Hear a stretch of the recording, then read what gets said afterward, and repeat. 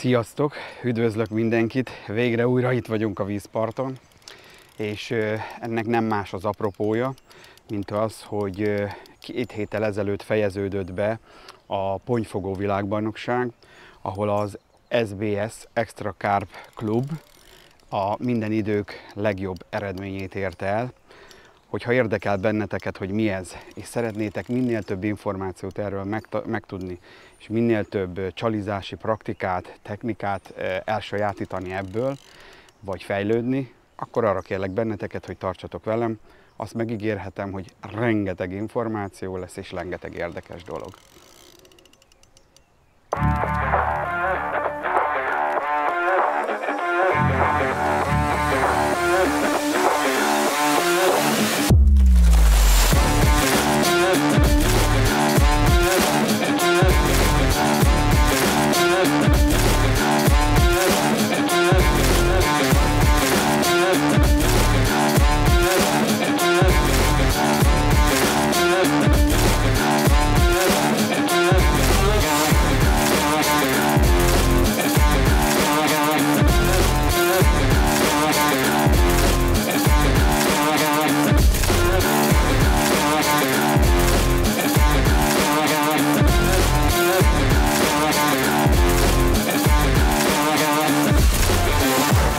Először is engedjétek meg, hogy azok számára, akik semmit nem tudnak erről a versenyről, vagy erre való kvalifikációról, hogy néhány mondatban felépítsem, hogy hogyan működik ez, hogyan lehet ide kijutni.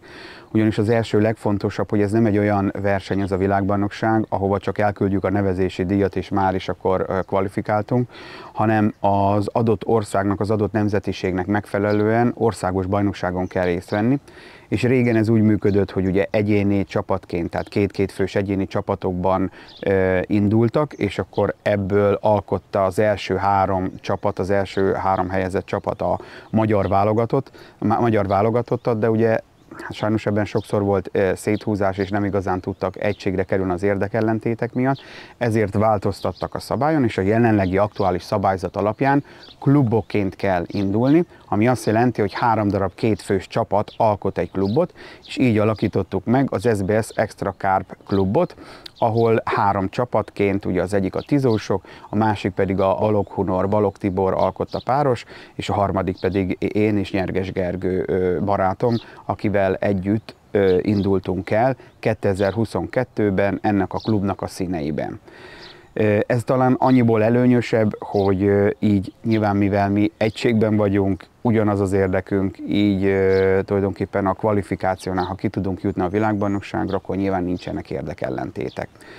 És ugye elindultunk a 2022-es országos bajnokságon, és az országos bajnokságon 3 vízen mérettettünk meg, tehát ugye 3 horgászvízen való eredménynek az összesített eredménye határozza meg, hogy melyik klub fogja megnyerni, tehát az a klub juthat ki, aki megnyerte az országos bajnokságot. És nekünk így sikerült kvalifikálni magunkat, tehát 2022-es országos bajnokságnak a győzelmi sikerén keresztül a 2023-as az idei évi világbajnokságra. Ehhez röviden mit kellett tennünk? Annyit, hogy volt a Desedán, Kaposváron egy forduló, ahol a tizósok is, meg mi is szektor 1-et tudtunk horgászni, és a Balogh Hunorék is, ők is elég ügyesek voltak, de nekik nem sikerült a szektor 1. Utána a következő az volt, hogy a Tisza-tavon került megrendezésre a második forduló, amit szerintem nem kell nagyon taglalni, hogy ez mennyire nehéz víz volt, és ezen a Tisza-tavon sikerült ott is mind a tizóéknak, mind pedig nekünk szektor 1-et horgászni, és a Hunorék is egész jó eredményt értek ott el.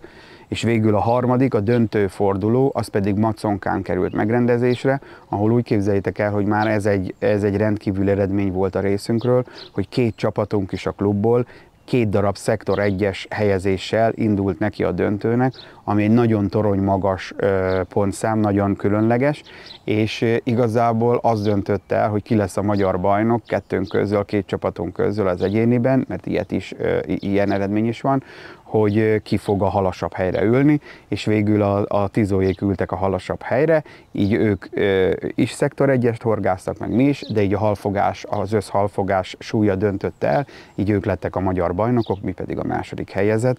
Tehát én erre nagyon büszke vagyok, és én nagyon örülök ennek az eredménynek, és ezen az eredményen keresztül tudtunk kijutni ugye a 2023-as világbajnokságra. Ez még egy mondat erejéig, hogy miért tartottam még fontosnak elmondani, hogy ezen a világbajnokságon soha még ennyi csapat nem kvalifikált, most 32 országnak 96 csapata kvalifikált erre a világbajnokságra, ennyien, ez még soha nem volt ennyi csapat, és ami a különlegesség, és hát amit fontos, hogy megértsetek, hogy ide már csak olyan csapatok kerülnek be, akik ezeken a selejtezőkön túljutottak, tehát ide kevés tapasztalattal rendelkező csapat nem igazán tud bekerülni, tehát egy ilyen kőkemény mezőben indult ez a megmérettetés, és erre kellett felkészülni.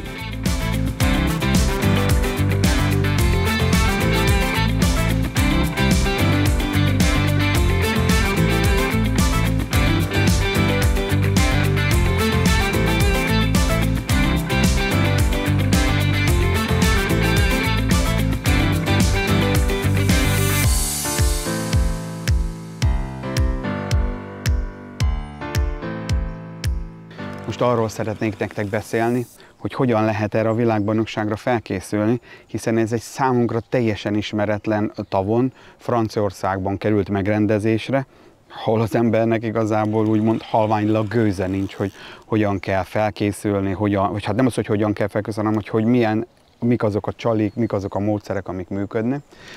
Ugye nyilván, mint az előző beszédből kiderült, hogy ugye egy évünk van a felkészülésre, mert ugye 2022-ben nyertük meg az országos bajnokságot, és 2023. szeptemberében indult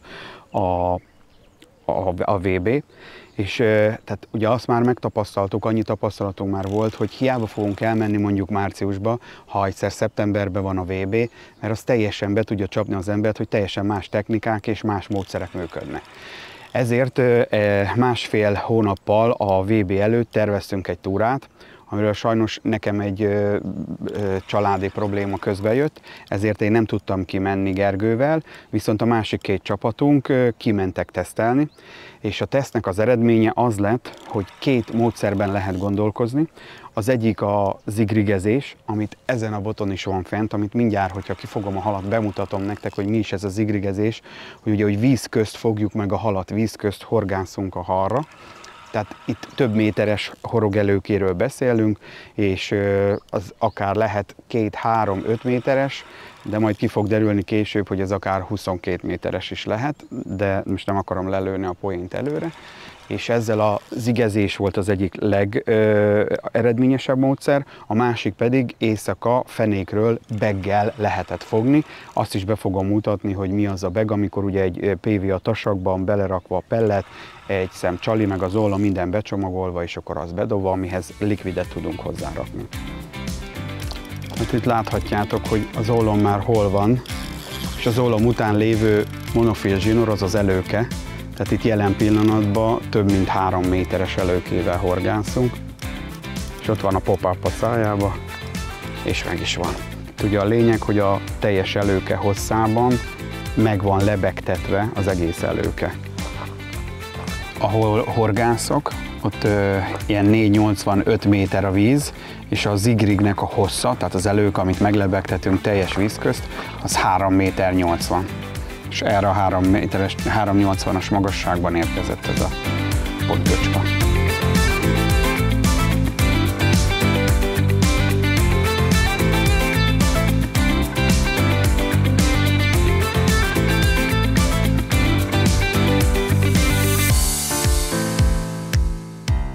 Ugye ez egy szem Natur zigriges pop-upra jött, a fluorosárga, és mellette volt egy fekete, ami pedig Speed Octopus szízesítésű.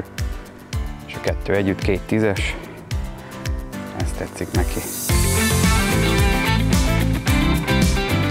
És ez nem azért van itt ez a polifóm, mert esetleg le akarok dőlni és napozni szeretnék, hanem így találtuk ki, hogy egy ilyen polifómra raktuk fel az előre kötött előkéket, és akkor ezt szeretném nektek megmutatni, hogy itt van a horog benne, És akkor itt van, mint látjátok a földön, ki van feszítve ez a fehér szallag, ami azt a célt szolgálja, hogy látjátok, be van jelölve 1 méter, 2 méter, 3 és 4 méter ott a karikánál, és visszafele meg 5, 6, 7, 8 méter. Ugye itt most nincsen szükség már ilyen 8 meg e fölötti méterre, de ott kint volt, mert a tapasztalatok azt mutatták, hogy az ilyen 9 méteres vízben a 7 méteres zig az volt a legjobb. Ezeket a vizeket kellett keresni, mert ott volt a legeredményesebb. És akkor itt a megkötött horogelőkét, ugye ide beakasztom.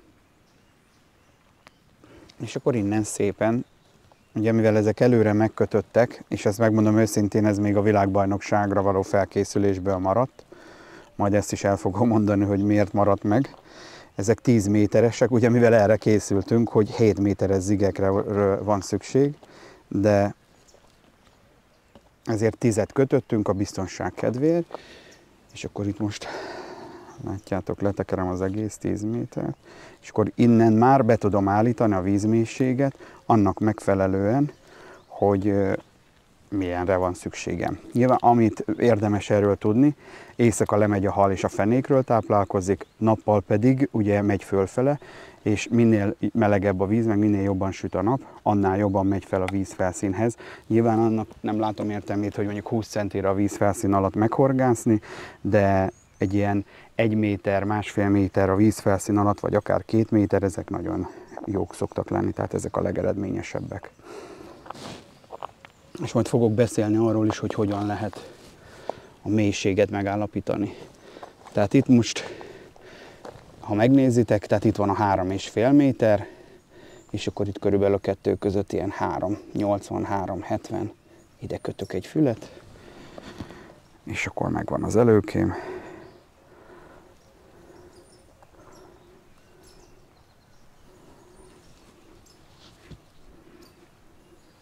Kész is. És akkor ugye itt van ezzel a szilikonnal, csak felhúzom a quick change-re, itt pedig elharapom, és már meg is van a megfelelő méretem, és akkor visszafele lehet menni. Hát nyilván hozzá nem lehet adni, mert hozzá nem lehet kötni, de visszafele, ha esetleg lejjebb szeretnénk menni, érdemes fentről kezdeni, és akkor fentről menni lefelé, és megtalálni mindig a megfelelő mélységet. Látjátok, egy ilyen Serco 99 g-os ollom, lead clippes Serco, és ide beakasztva.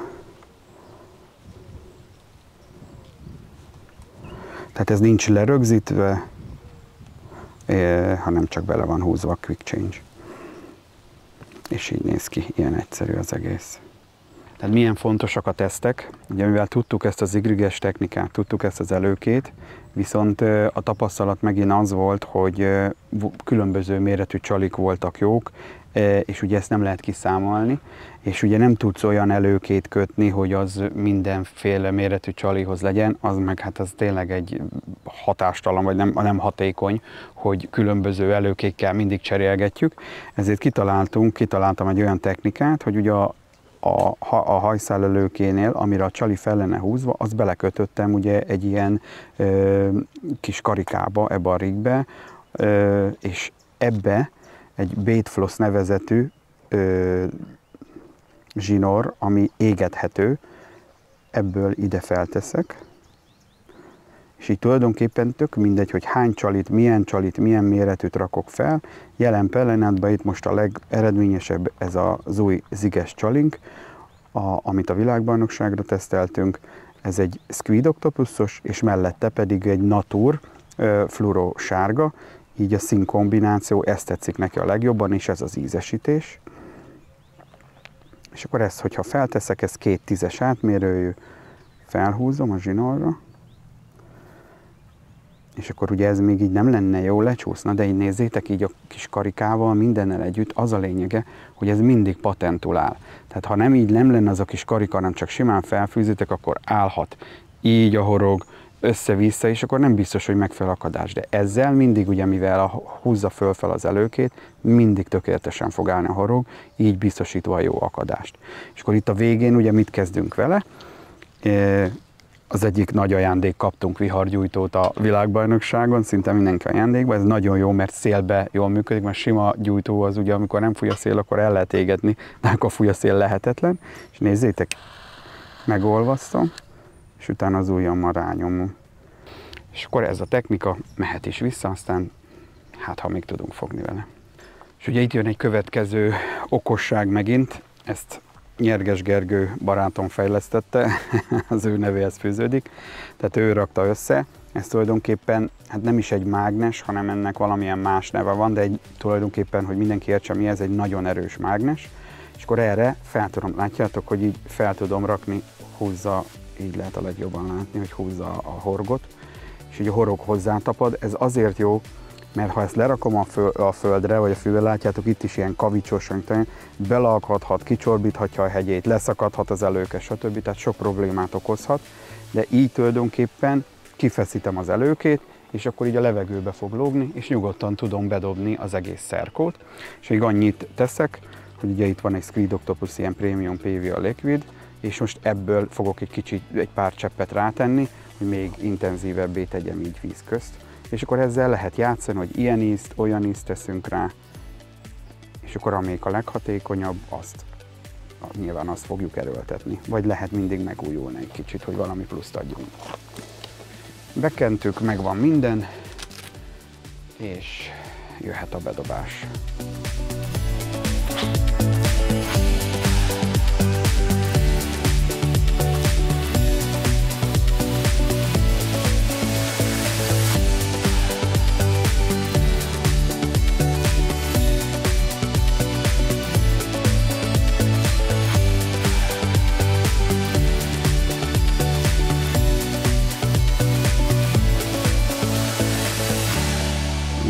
Gergő is belekezdett a horgászatba, 2 ziggel és dupla kapás. Míg mi készülődtünk, addig ő dupla kapása van.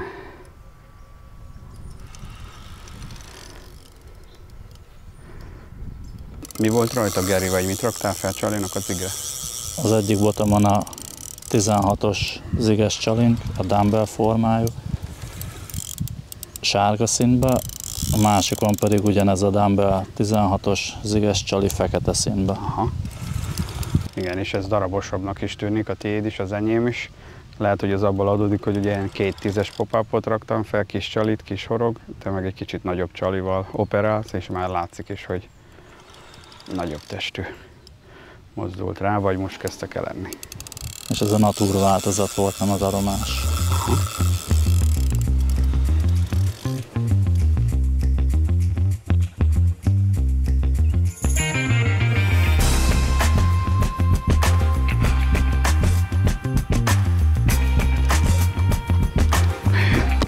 Hoppá! Nézzétek ezt a gyönyörű 10 körüli pontyot, ugye, ami ziggel jött, és láttátok a dupla fárasztást.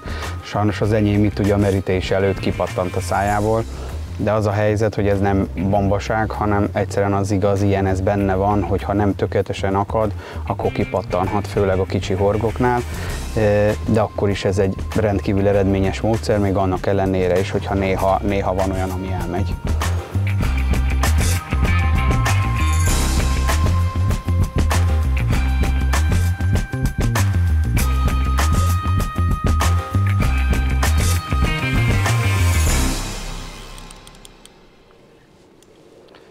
Mint említettem nektek az előbb, ugye a másik fontos a stratégia az, hogy éjszaka beggel lehetett fogni. Ez szintén arra van felszerelve, és mindjárt meg fogom mutatni, hogy mi ez a technika, mi ez a taktika, mit jelent ez a bag, amit mondtam, ugye, hogy egy PVA tasakban benne a pellet, a folyadék és a csali, meg az ólom is. Úgyhogy ez most erre érkezett.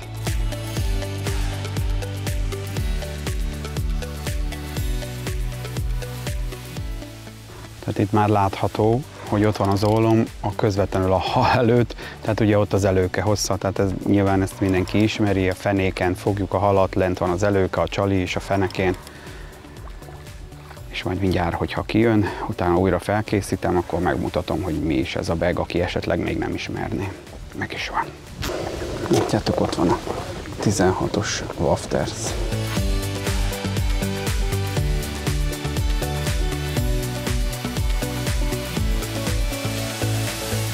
Tehát a beges szerkóról beszéltünk, most ezt szeretném nektek bemutatni, hogy mindenki képbe kerüljön. Én azt gondolom, hogy Magyarországon már elég sokan ismerik, de még mindig azt tudom mondani, sőt, ugye a világbajnokság is ezt támasztotta alá, hogy az egyik leghatékonyabb módszer fenéken való pontyhorgászatra.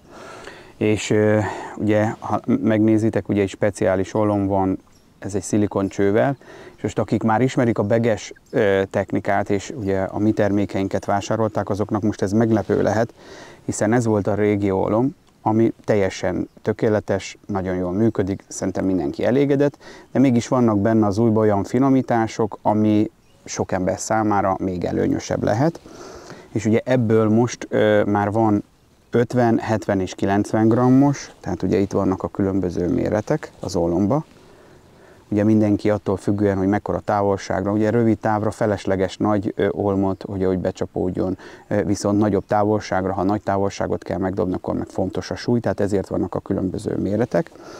És ami ennek még a különlegessége, hogy az újdonság, hogy ugye többször volt probléma abból, hogy hát nem mindig tökéletesen, amikor összekötjük a fő zsinórral, nem mindig tökéletesen mehetett át rajta, tehát ugye bele lehetett kötni, hogy nem igazán safety, bár az ollom az lecsúszik róla, de mégis ha túl nagy volt a csomó, akkor nem tudott átmenni ugye ezen a merev csövön, és ebbe bele lehetett kötni, de ezt most kiköszöbölve, majd amikor fel fogom akasztani, a végén elkészítem, megmutatom nektek, hogy ezzel a technikával ez teljesen safety, át tud menni rajta a csomó, minden át tud menni rajta, le tud csúszni, tehát ez már nincs olyan tógazda, aki ebbe beleköthetne, mert ez tényleg teljesen patent, minden előírásnak megfelel. És ugye ráadásul ugye így szeretnék majd értékesíteni, hogy benne van ez a monofil zsinór, ami egy 40-es átmérő, tehát nem kell félni tőle, hogy elszakad, és ez azt eredményezi, hogy nagyon könnyű cserélni a két fület, ahogy egymásba toljuk, leveszem, és már rakhatom is fel az előre kötött beget, és akkor most azt szeretném nektek, hogy hogyan kell ezt a beget megkötni.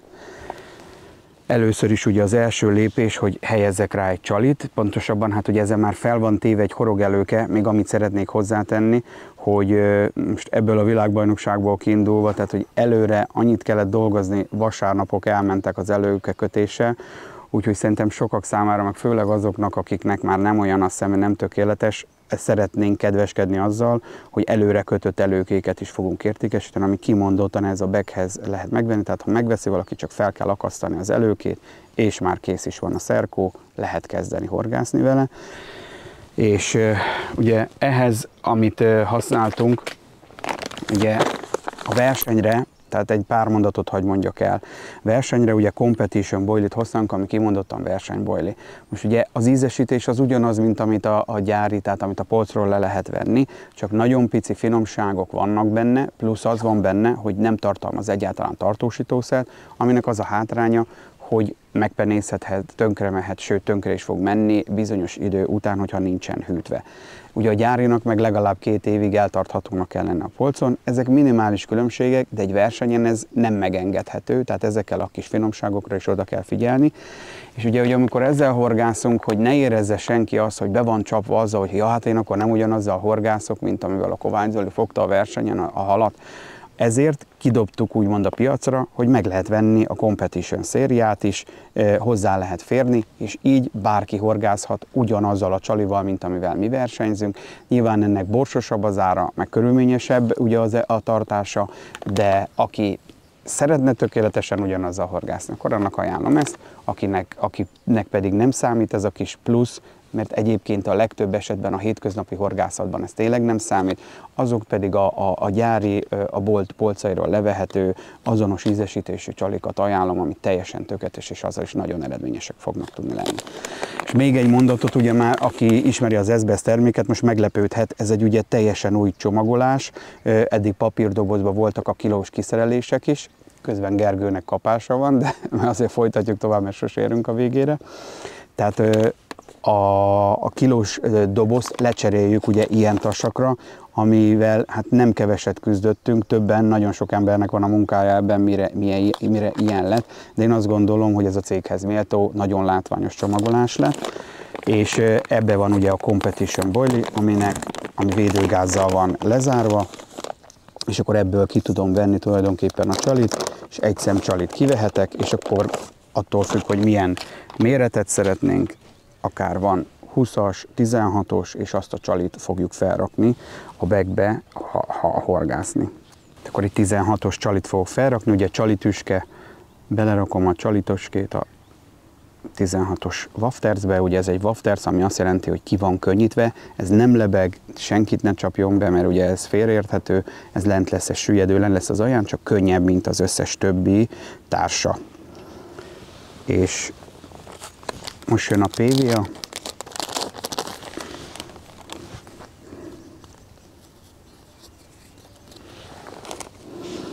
És ugye jön a pellet, amit azért mutatnám be, mert ugye ilyen félkilós kiszerelésbe is lehet kapni, lesz kilósba is, 5 kilósba is, és ugye ez a félkilós ez annyiból jobb, mint ami eddig volt, hogy félkilós tasakokban volt, csak a félkilós tasakból nem könnyű megtölteni, meg nem könnyű vele dolgozni, de így, ha valaki egy ilyen félkilósból megveszi most már, akkor könnyedén lehet vele dolgozni.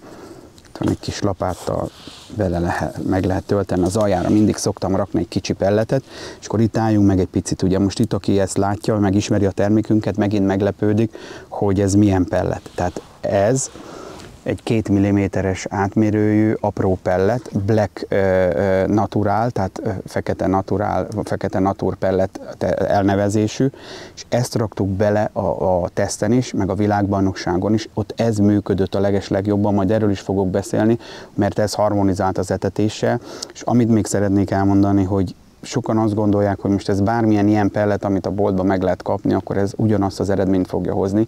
Tehát ezek önmagában, hogy ilyen pelletek vannak, ezekkel még rengeteg munka van, át vannak itatva különböző anyagokkal, van amelyik aminóval, olajjal, stb. Különböző ízfokozó,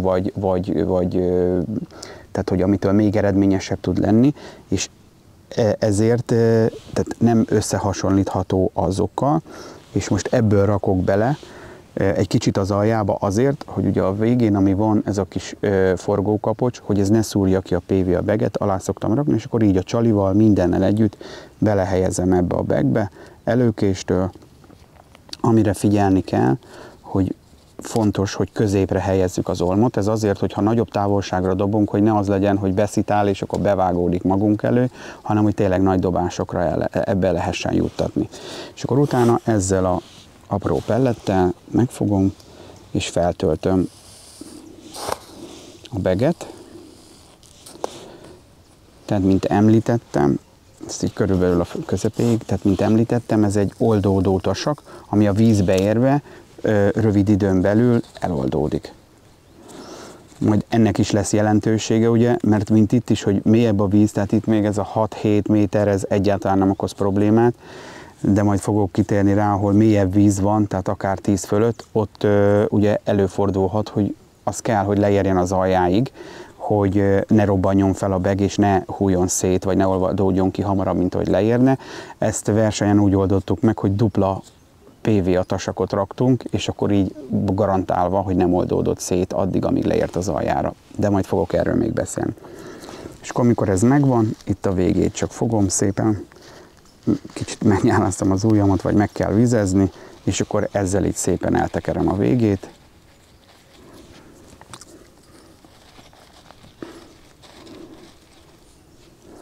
Ami furcsa az a régi ólomhoz képest, hogy ugye ennek nem merev ez a része, hanem lágy. De ettől még tökéletesen lehet dobni, de mégis fárasztásnál, meg ezeknél a dolgoknál sokkal előnyösebb és sokkal jobb. És itt a végét pedig fogom, itt is a két sarkát behajtom, ez azt a célt szolgálja, hogy a dobásnál sokkal jobban tudunk vele dobni, nagyobb távolságra el lehet dobni vele. És akkor így kész a szerkó, és akkor ezután még ami jön, lehet válogatni, itt vannak ezek a Premium PVA Liquid folyadékok, attól függően, hogy mit választunk, milyen csalit, azokhoz képest az ízeket lehet kombinálni, többféle ízben van. Ez például egy M1-es, de van itt észlopworm, mivel most a C2-es boilit raktam bele, ezért az észlopworm folyadékot fogom mellé rakni, de még ez is egy érdekesség, ugye, hogy a teszteken próbáltuk, a legeredményesebb csalik, ugye így belerakva a bagbe, az egyértelműen a C2-es volt az észlopworm folyadékkal. De Még annyit hozzáteszek, hogy ugye a teszt eredmények alapján nem akartunk egy csalival menni, és ugye többször próbálkoztunk, és amivel így pop-upok közül, ami még működött, az a gárlikos fűszeres pop-up volt, ezért az M1-re hajazva azt a döntést hoztuk, hogy akkor M1 és C2 lesz vegyesen kombinálva, amiről majd szintén még fogok beszélni, kiderült, hogy ez egy nagyon-nagyon jó választás volt. Tehát itt most akkor egy C2-es boilie, benne ez a Black Natural pellet, és akkor ehhez az észlovorn folyadékot teszem bele. Ez víze válogatja, van, ahol jó, ha sok folyadékot rakunk benne, valahol kevesebb is elég, de az a lényege, hogy nincsen semmilyen más alternatíva módszer, amivel közvetlenül a csali mellé így a folyadékot be tudja az ember jutatni, és ami lekerül konkrétan, koncentráltan a vízbe, a fenékre. Tehát ettől jobb alternatívát én jelenleg nem tudok, ha valaki tud, szívesen veszem.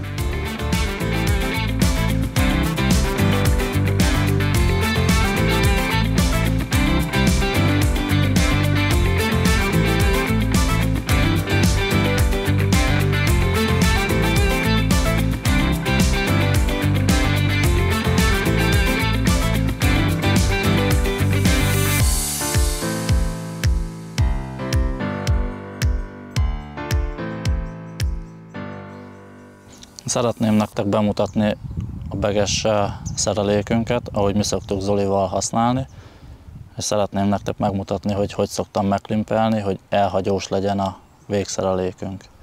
Azzal szoktam kezdeni, hogy körülbelül egy ilyen méter zsinórt levágok a taperetből,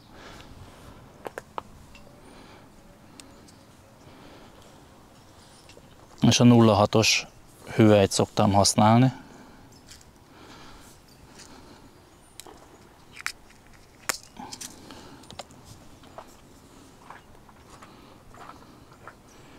Ezt átfűzöm a zsinórt a hüvelyen, aztán vissza még egyszer, arra szoktam figyelni, hogy egy nagyon picit túllógjon a zsinór a hüvelyen. Ezt azért szoktam egy picit hosszabbra hagyni, hogy ha esetleg véletlenül megcsúszik, akkor ne csúszson szét a hurok.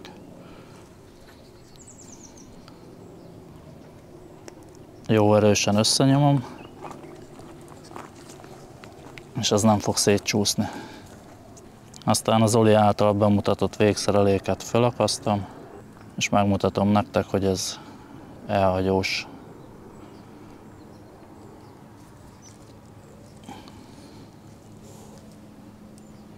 És ez szépen végigcsúszik. És ezt tök egyszerűen tudjuk cserélni. És most már felakasztom, amit Zoli betöltött beget.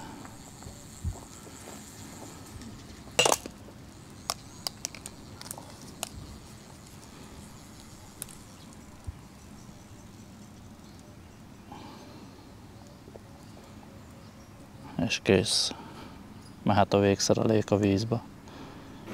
Amíg Gergő bemutatta, hogy hogyan köti a krimpet, ugye a fület, hogy hogyan lehet a beget lecserélni, addig közben elhúzta neki. Az enyémet már nem nagyon tudja elhúzni, mert már nincs bent az egyik bot. De ez is szerintem szép lesz. Csak tényleg ez a nehéz, hogy vagy forgatunk, vagy horgászunk. Együtt a kettő, az nem könnyű.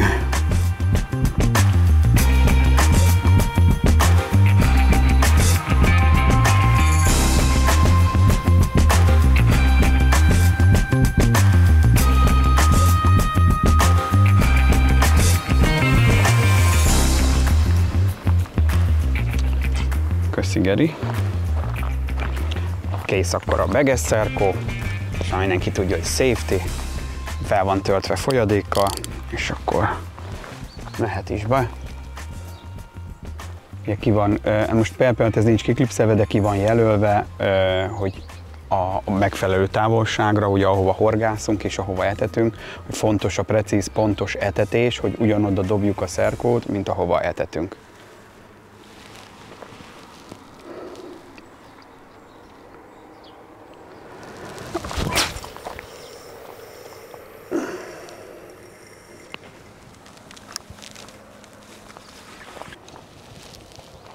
Kész, bent van, és akkor kicsit tovább folytatva, még ha egy picit kitartottok, mindjárt rá fogunk térni a versenyre, csak azért tartottam fontosnak ezeket, hogy felépüljön, és ahogy most a versenyre fogunk térni, akkor fogjátok látni, meg fogjátok érteni, hogy miért voltak fontosak ezek az építkezések. Tehát megvan a bag, megvan ugye a Ziggy-Szerkó, és megvolt a teszt, és a teszteredménynek, ugye, mint említettem, mi nem tudtunk kimenni, és amikor mi kimentünk ezekkel a technikákkal, amiket ugye a tizósok és a másik szerb csapatunk idézőbe szermerő kettős állampolgárok, tehát ők magyarok, Újvidéken laknak, ezért is indulhattak magyar színekben, ha esetleg ez valakinek nem volt világos. Ami még fontos a szabályzatnál, hogy aki valamelyik országnak a színeiben egyszer elindul, akkor az már más ország színeiben nem indulhat el, tehát ők már csak magyar színekben indulhatnak, és így lettek a csapatunk része, akik tényleg nagyon ügyesek és nagyon jó eredményeket szoktak elérni. De visszatérve akkor a tesztre, mi pedig Gergővel 2 héttel a verseny kezdet előtt tudtunk kimenni tesztelni, és tulajdonképpen ugyanazokat a tapasztalatokat szereztük, amiket ők, de mi mindent szisztematikusan a Haraszkó Csabival, aki a szövetségi kapitány, vele együtt is, Gergő, meg én is külön felépítettük az etetést, és ugyanarra jutottunk, meg a csalizásban is, kivéve egy dolgot, ami változott, az, hogy a tizósok, meg a hunorék is meg voltak győződve arról, hogy a legeredményesebb zigre a horgászatnál, hogyha csak pellettel etetnek, és akkor jöttek a nagyobb darabos halak. Viszont én megmondom őszintén, 18 óráig erőltettem ezt, 18 óra alatt kapásig nem tudtam eljutni, úgy, hogy Gergő mellettem, aki pedig apró magokat szpombolt be, ugyanúgy, egyfolytában már a harmadik szpomb után fogta halakat, igaz kisebb testőeket, de fogdosta. És 18 óra után meguntam ezt az egészet, és annyit megpróbáltam, hogy na jó, akkor apró magot nem akarok, mert ugye látszik, hogy a kicsik jönnek, akkor rakok hozzá csak tigrismagyarót, és képzeljétek el, a harmadik szpomb becsapódása után elfüstölt az első kapás, és meg lett az első halam 18 óra hossza kapástalan időszak után, és úgy felpörgött ez az egész, hogy a tesztnek a végeredménye az lett, hogy én középen ültem, ő 2 oldalról, a Haraszkó Csapi csak bojlival próbált, én beggel, ugye, meg ziggel, Gergő meg ugyanúgy ziggel, beggel, csak ő apró maggal letette, hogy én középről a nagy testű halakat kezdtem el fogni, és nagyon sok 5 és 10 kg közötti halat fogtam, míg Gergő inkább a 2-3 kilósokat fogdosta, és az volt a tapasztalatunk, hogy lent a mederfenékről inkább csak a kis testű halak jöttek, vízköztről lehetett fogni a nagyobb testeket. Mint látjátok, itt is már most talán ki lehet mondani, hogy Gergő is ugye vízköztről, meg én is inkább vízköztről a nagyobb testeket, míg lentről a beggel a kisebb. De az is fontos, mert azzal is lehetett araszolni. És az volt a nagy feladat, és látjátok, ezért fontos az, hogy nagyon fontos a teszt, de úgy be tudja csapni az embert, hogyha mi erre ráálltunk volna, és szerintem nagyon sok csapat ezt megette, hogy ráállt erre, hogy csak a halas pellettel, hogy az nem működött olyan jól, és ezt kellett áttörnem a fiúk fejében, de tényleg elhitték és tudták, hogy nyilván nem becsapni akarom őket, és így ennek fényében tudtunk felkészülni, és tudtunk elindulni a világbajnokságra. És akkor innen szeretném folytatni majd tovább, hogy mi történt a világbajnokságon, és hogy épült fel ez az egész, és milyen érzelmi hullámvasutokon mentünk keresztül, milyen nehézségekkel küzdöttünk meg, úgyhogy most jön a legizgalmasabb része. Éppen ugye a további mondandót tudtam elmondani, most szerettünk volna rátérni ugye a VB-re, és ez az a bag, amit az előbb bemutattunk, hogy hogyan készítjük el, tehát kb. 5 percet, ha bent volt, és látjátok, el is húzta. Az az igazság, még arra se volt idő, hogy nagyon etessük, de majd az etetésről is fogunk beszélni.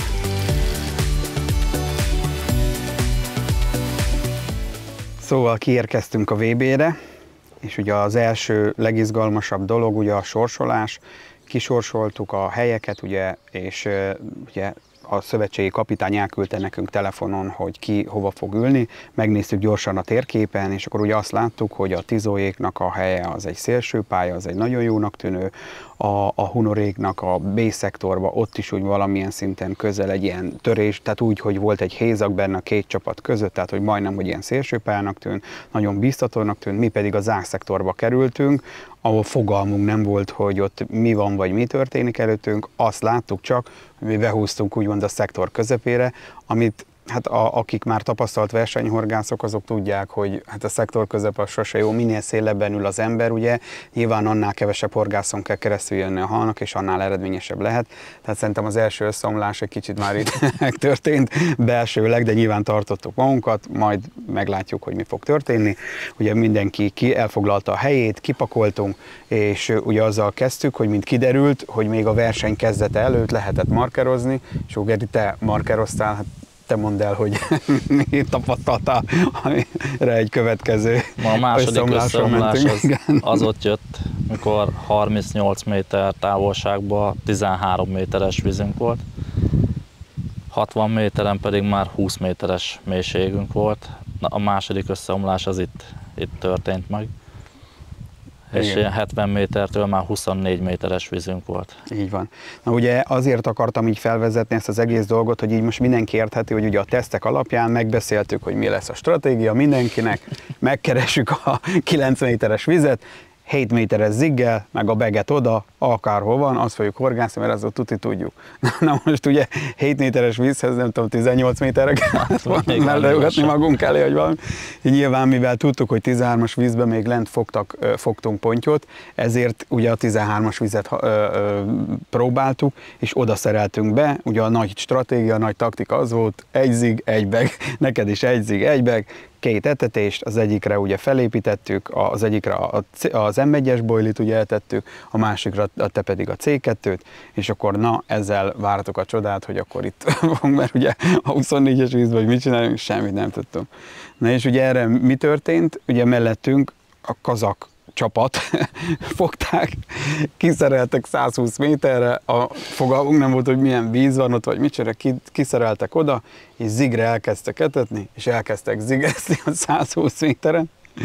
És a lényeg az, hogy senkinek semmi, hát mi először bevallom őszintén gondoltuk, hogy ezek vagy azt se tudják, hogy hol vannak, nem túl százasak, vagy ezek valamit nagyon tudnak, de hát ugye mivel nem nagyon volt kapásuk, és a tapasztalat a teszten meg az volt, hogy ahogy bedobtuk a szerkot és elkezdtünk spombolni rá, akkor szinte rögtön húzta a hal, tehát nagy fogásokra számítottunk.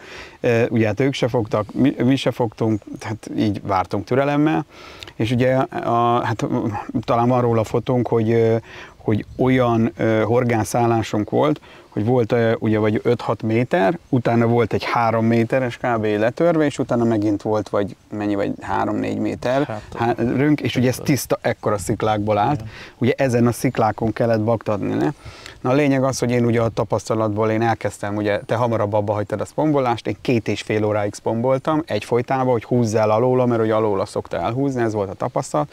Na 2,5 óra után meguntam, felmentem leülni a sátor elé, 10-15 perc telhetette, füstölős kapás, szaladok le a sziklánkon mindenen keresztül, mire odaértem, abba hagyta, és már bevertem azért, de hiába, mert egyszerűen vagy leszakadt, kiszakadt a szál, tehát, de nem volt rajta, mert csak meg se akadt a hal.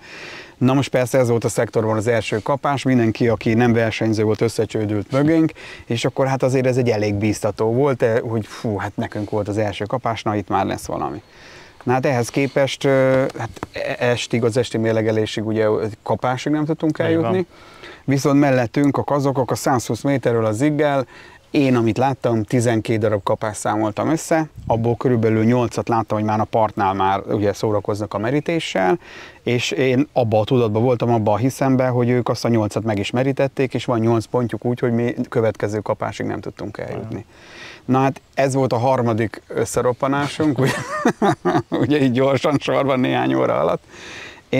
Én szégyen, beismerem, megmondom őszintén, hogy én itt úgy összeroppantam, Gergő kívülről nagyon jól tartotta magát, de szerintem azért ő is átment egy érzelmi hullámvasúton.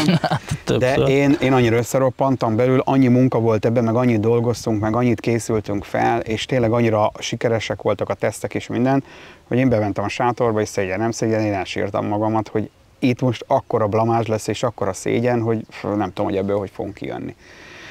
De aztán valahogy összeszedtem magamat, és ami segítséget nyújtott, hogy esti mérlegelésnél jött a Haraszkó Csabi, és hát a mérlegelés előtt, és mérlegelés után jött a szövetségi kapitány, és akkor mondja, hogy azt mondja, most mit vagytok beindulva, vagy megijedve, a kazakoknak 3 haluk van, tehát magyarul ugye, mint amit mondtam is, ezért mutattam, hogy az iges szerkónál könnyen van, hogy kipattan a szájából, stb.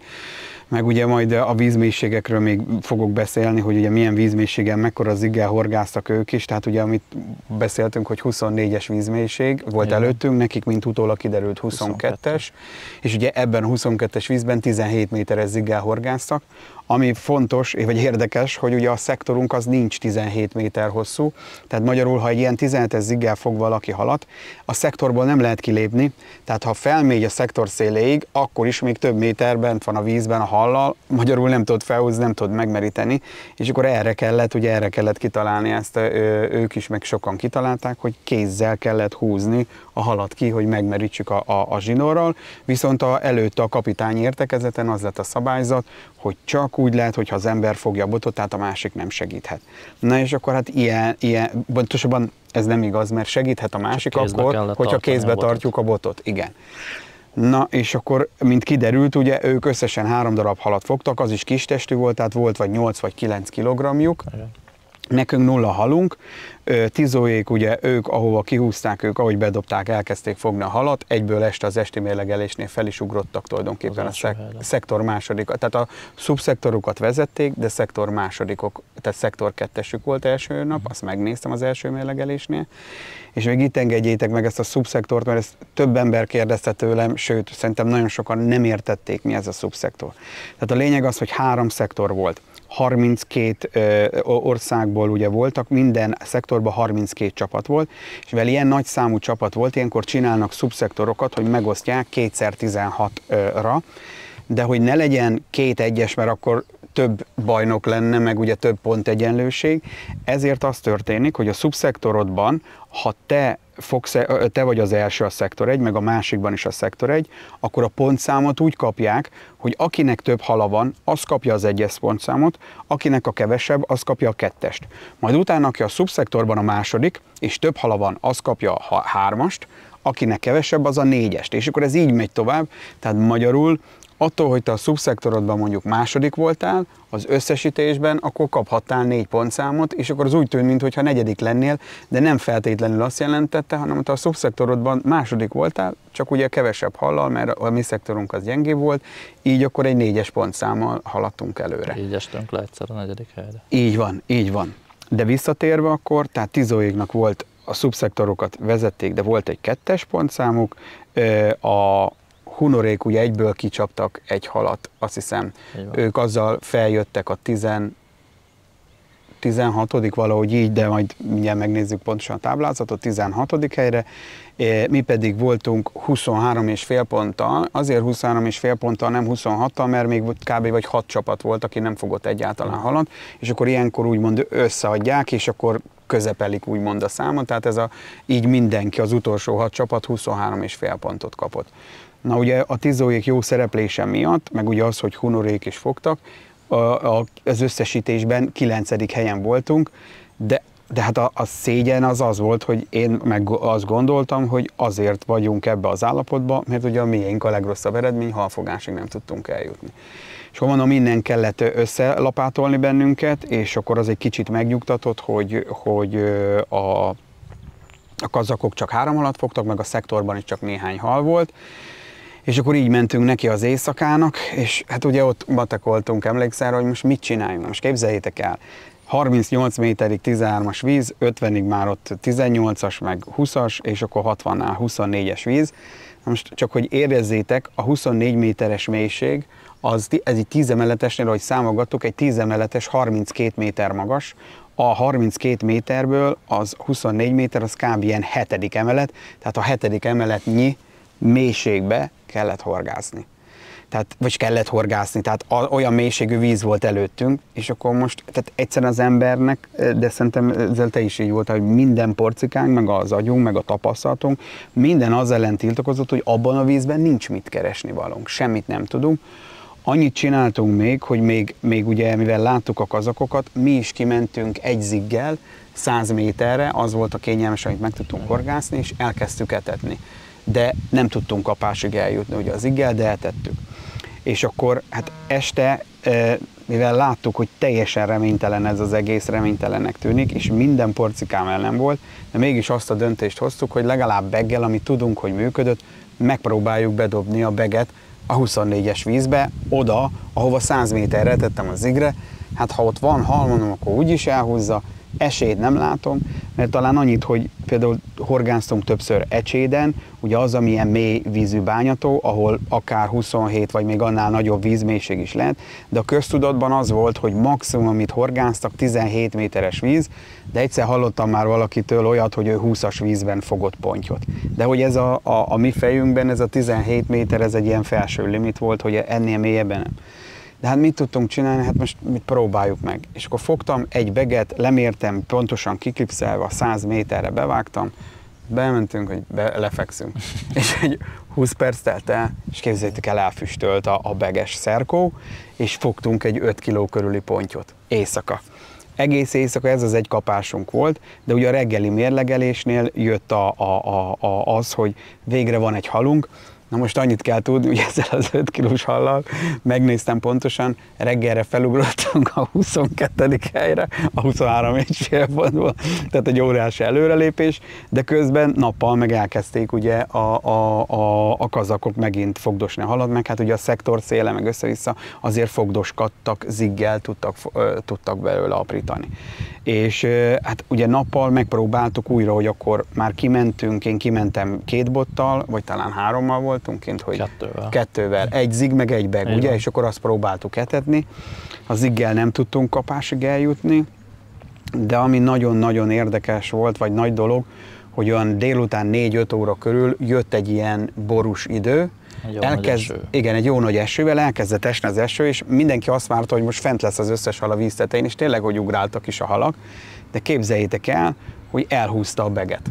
És akkor fú, na akkor fogtuk, gyorsan akkor felszereltünk még egy beget, fogtunk még egyet, képzeljétek el. És akkor utána már aztán mind a 4 bottal fogtuk, elengedtük a rövid távot, és mind a 4 bottal bementünk, és mind a 4-jel akkor begeztünk, igaz? Így van. És a lényeg az, hogy olyan 6 óra körül volt a mérlegelés. Akkor volt 8 halunk. Igen, a hatolás 6 halunk volt, csak amikor mérlegeltek, a mérlegelés közben volt az, amikor a dupla kapás, amikor a mérlegelők vették föl, erről van egy kis videónk, ezt meg tudjátok nézni. És ugye 2 dupla kapás, és a dupla kapás, emlékszek rá, azt is visszanéztem, a 2 hal együtt, képzeljétek el, 18 kiló volt. Tehát ott az egy óriás volt, mikor a kazakok 2 kilósok, meg ilyeneket fogdosod mindenki, nekünk a 2 hal 18 kiló, az összes többivel együtt összemérve, ezt is megnéztem, majdnem 41 kilogrammot mértünk az esti mérlegelésnél úgy, hogy nappal az első kapásunk ilyen 4-5 óra körül volt. Igen. Tehát 50 kiló, vagy 40 kiló, 41 kilót beírtuk a csoportba, hát mindenki sokkot kapott, a szövetségi kapitány is volt, hogy fiam, jól látjuk, tényleg jól mondjátok minden, és akkor ezzel az eredménnyel felugrottunk a szubszektorunkban a 3. helyre, ezt is megnéztem. Összesítésben, meg képzeljétek el, feljöttünk az 5. helyre. És még közben a hunorék, ők tudtak még 2 pontyot fogni, és ezzel ugye a 16. helyre, emlékszem, az volt a legjobb, 16. helyen voltak, tehát az 5. helyre kerültünk összesítésben, ezután a nappal után. És akkor ugye még jött az éjszaka, ami általában erősebb, még ugye megetettük, és akkor éjszaka elkezdtünk horgászni ugyanígy bentre, tehát a rövid távot teljesen elengedtük, és az éjszaka, képzeljétek el, hogy elkezdte húzni, és ahogyan fogdosgattuk, tehát szinte olyan volt, mint egy ilyen püfölös, hogy egymás után hol egyiket, hol másikat. A lényeg az, hogy éjszaka, azt is megnéztem, mérlegeltünk reggelig, 7 óráig volt kapás, 50 kilót. Tehát és azzal feljöttünk úgy, hogy a szektorunkba, tehát a szubszektorunkat vezettük, de mivel a másik szubszektorban a franciák, ők több pontot fogtak, mert ez egy erősebb szektor volt, így mi 2-es pontszámot kaptunk, Tizóék meg feljöttek az első helyre, Hunorék a 16. helyen, és képzeljétek el, hogy ezzel az eredménnyel felkerültünk úgy, hogy összesítésbe a dobogó 2. fokára, csak a helyiek, a franciák voltak előttünk, és tulajdonképpen innentől kezdve a cél az volt, hogy a világbajnoki címért horgáztunk. Tehát ide jutottunk el ebben az időszakban, hogy ilyen még soha az életben nem volt, még csak a dobogót se tudta senki megközelíteni, hogy a dobogó második fokán a világbajnoki címért tudtunk horgászni. És akkora támogatást kaptunk az interneten is, ugye a szövetségi kapitány megosztotta, hogy a magyar csapat a világbajnoki címért horgászik, tehát mindenki írt, mindenki tényleg drukkolt, és fú, hát annyira örültünk, hogy ez egy olyan felfokozott érzés volt, ha visszagondoltok, mint az előbb, hogy mondtam, hogy még nemrég bent sírtam a sátorba, utána meg ott voltunk, hogy a világbajnoki címért versenyeztünk, hogy ezt az élményt, ezt már soha senki nem veheti el tőlünk, és eredmény, tehát a végeredménytől függetlenül is ez életünk egyik legjobb helyzete, horgász eredménye volt. Innen már csak az kellett, hogy megtartsuk ugye ezt a pozíciót, ugye Tizóék vezették a szektort, tehát ők úgy átvették, hogy ők a franciákat is megelőzték, tehát a komplett szektort, mi pedig a szubszektorunkat ezzel a kettessel, és sajnos Honorék, akik nagyon ügyesek, tényleg mindig olyan helyekről is visszajönnek, meg fel tudnak jönni, tényleg nagyon szeretjük őket, és nagyon szívesen horgászunk velük, de egyszerűen a szektoruknak azon részén annyira el volt lehetetlenítve a horgászat, nem volt hal, hogy se jobbról, se balról, az angolok is ott ültek mellettük, ők se tudtak halat fogni, nem tudtak eredményt elérni, vagy tehát már meghatározni, tehát olyan fogási eredményeket, tehát hogy nem csak ők, hanem egyszerűen a szektorban nem volt azon a részén hal, hogy ezzel a 3 hal után sajnos a verseny végéig már nem sikerült nekik halat fogni, bármit próbálkoztak, bármit csináltak, de ez a szomszédokra is igaz volt, de azért kellett volna, az lett volna, hogyha tudnak egy kicsi halat fogni, nem sok kellett volna, talán, ha jól tudom, 30 kilót, ha fogtak volna összesen, akkor azzal világbajnokok tudtunk volna lenni, de sajnos nem lehetett, így ahogyan egy-egy halakat véletlenül fogdosgattak, így egy-egy hallal időnként csúsztak visszamentek a 16-ról a 20-ra, ugye mert kettessével, ugye a szubszektorozás miatt, ha egyet buktak, akkor 2 ponttal lettünk rövidebbek, de még ekkor is úgy vezettünk, hogy 5 ponttal vezettünk a 4. előtt, tehát magyarul szinte majdnem, hogy biztosított volt a dobogó 3. foka, de úgy voltunk vele, hogy semmi baj, hát most ez ilyen, akkor is dobogón vagyunk, tehát ha már most ezüst vagy bronz, de persze nem mindegy, de mégis ott vagyunk a dobogón, hogy ez így is gyönyörű és csodálatos, és örülünk, hogy idáig eljutottunk. És képzeljétek el a nagy felfokozott izgalomnak, hogy mi lett a végeredménye. A jó hír, ugye, hogy úgy szoktuk mondani, hogy egyik szemünk sír, a másik nevet. A jó hír az volt, hogy minket az utolsó előtti napközben a horvátok megelőztek, mert akkor volt egy nagyon nagy szél, és egyszerűen elfújta előlünk a halat, viszont rájuk meg rátolta a halat, és úgy fel tudtak jönni, hogy néhány kilóval meg is előztek. De jött az éjszaka viszont vissza tudtuk előzni őket, és az utolsó napközben, amikor 12 óra 30 percig tartott a verseny, akkor a 12 óra 30 perc előtt 5 perccel, vagy 3 perccel? Hát igen, nagyon közel voltunk a végéhez. Igen, nagyon közel voltunk a végéhez, mert ugye zigeztünk, mert tudtuk, hogy nekünk a nappal nem megy a beg, éjszaka feljöttünk, de nekik meg az igezés az jól működött igen. Ott, és akkor, hogy mi is zigezzünk, hogy tudjuk tartani a frontot, nehogy visszaelőzzenek, és akkor sikerült Gergőnek 2 pontyot fogni ziggel, és nekem meg a 3 perccel vagy 5 perccel lefújás előtt megakasztottam ziggel egy pontyot, és képzeljétek el, utána még a lefújás után 15 perc van, hogy ki tudjuk fárasztani a halat, és a 8. percben ziggel sikerült kifogni. És ezzel a ponttyal, amit kifogtunk, az körülbelül 5 kilós volt, és amikor megszákoltuk, ott volt civilben egy srác, és azt mondja, hogy mekkora a hal. Mondjuk neki, hogy 5 kilós. Összeomlott, mondom, mi a baj, vagy mi? Azt mondja, hogy hát ugye a horvátokhoz tartozik, és hogy ő összeszámolta, kint ugye ki voltak írva a halak, hogy mennyit mértek eddig nekünk, meg ők mennyit mértek, és tulajdonképpen 2 kilóval jártak előttünk, de ezzel az 5 kilós hallal, így ha ez több mint 2 kiló, akkor mi nyertünk és megelőztük őket, tehát magyarul így meg tudtuk nyerni a szubszektorunkat, és meg tudtuk tartani az egyes helyezést a szektoron belül. Tehát ez egy óriási felemelő érzés volt. Nyilván az éjszaka az mindig erősebb lett volna, tehát ha éjszaka lett volna vége, akkor valószínűleg akkor nagyobb előnnyel vezetünk, de így nappal is meg tudtuk tartani.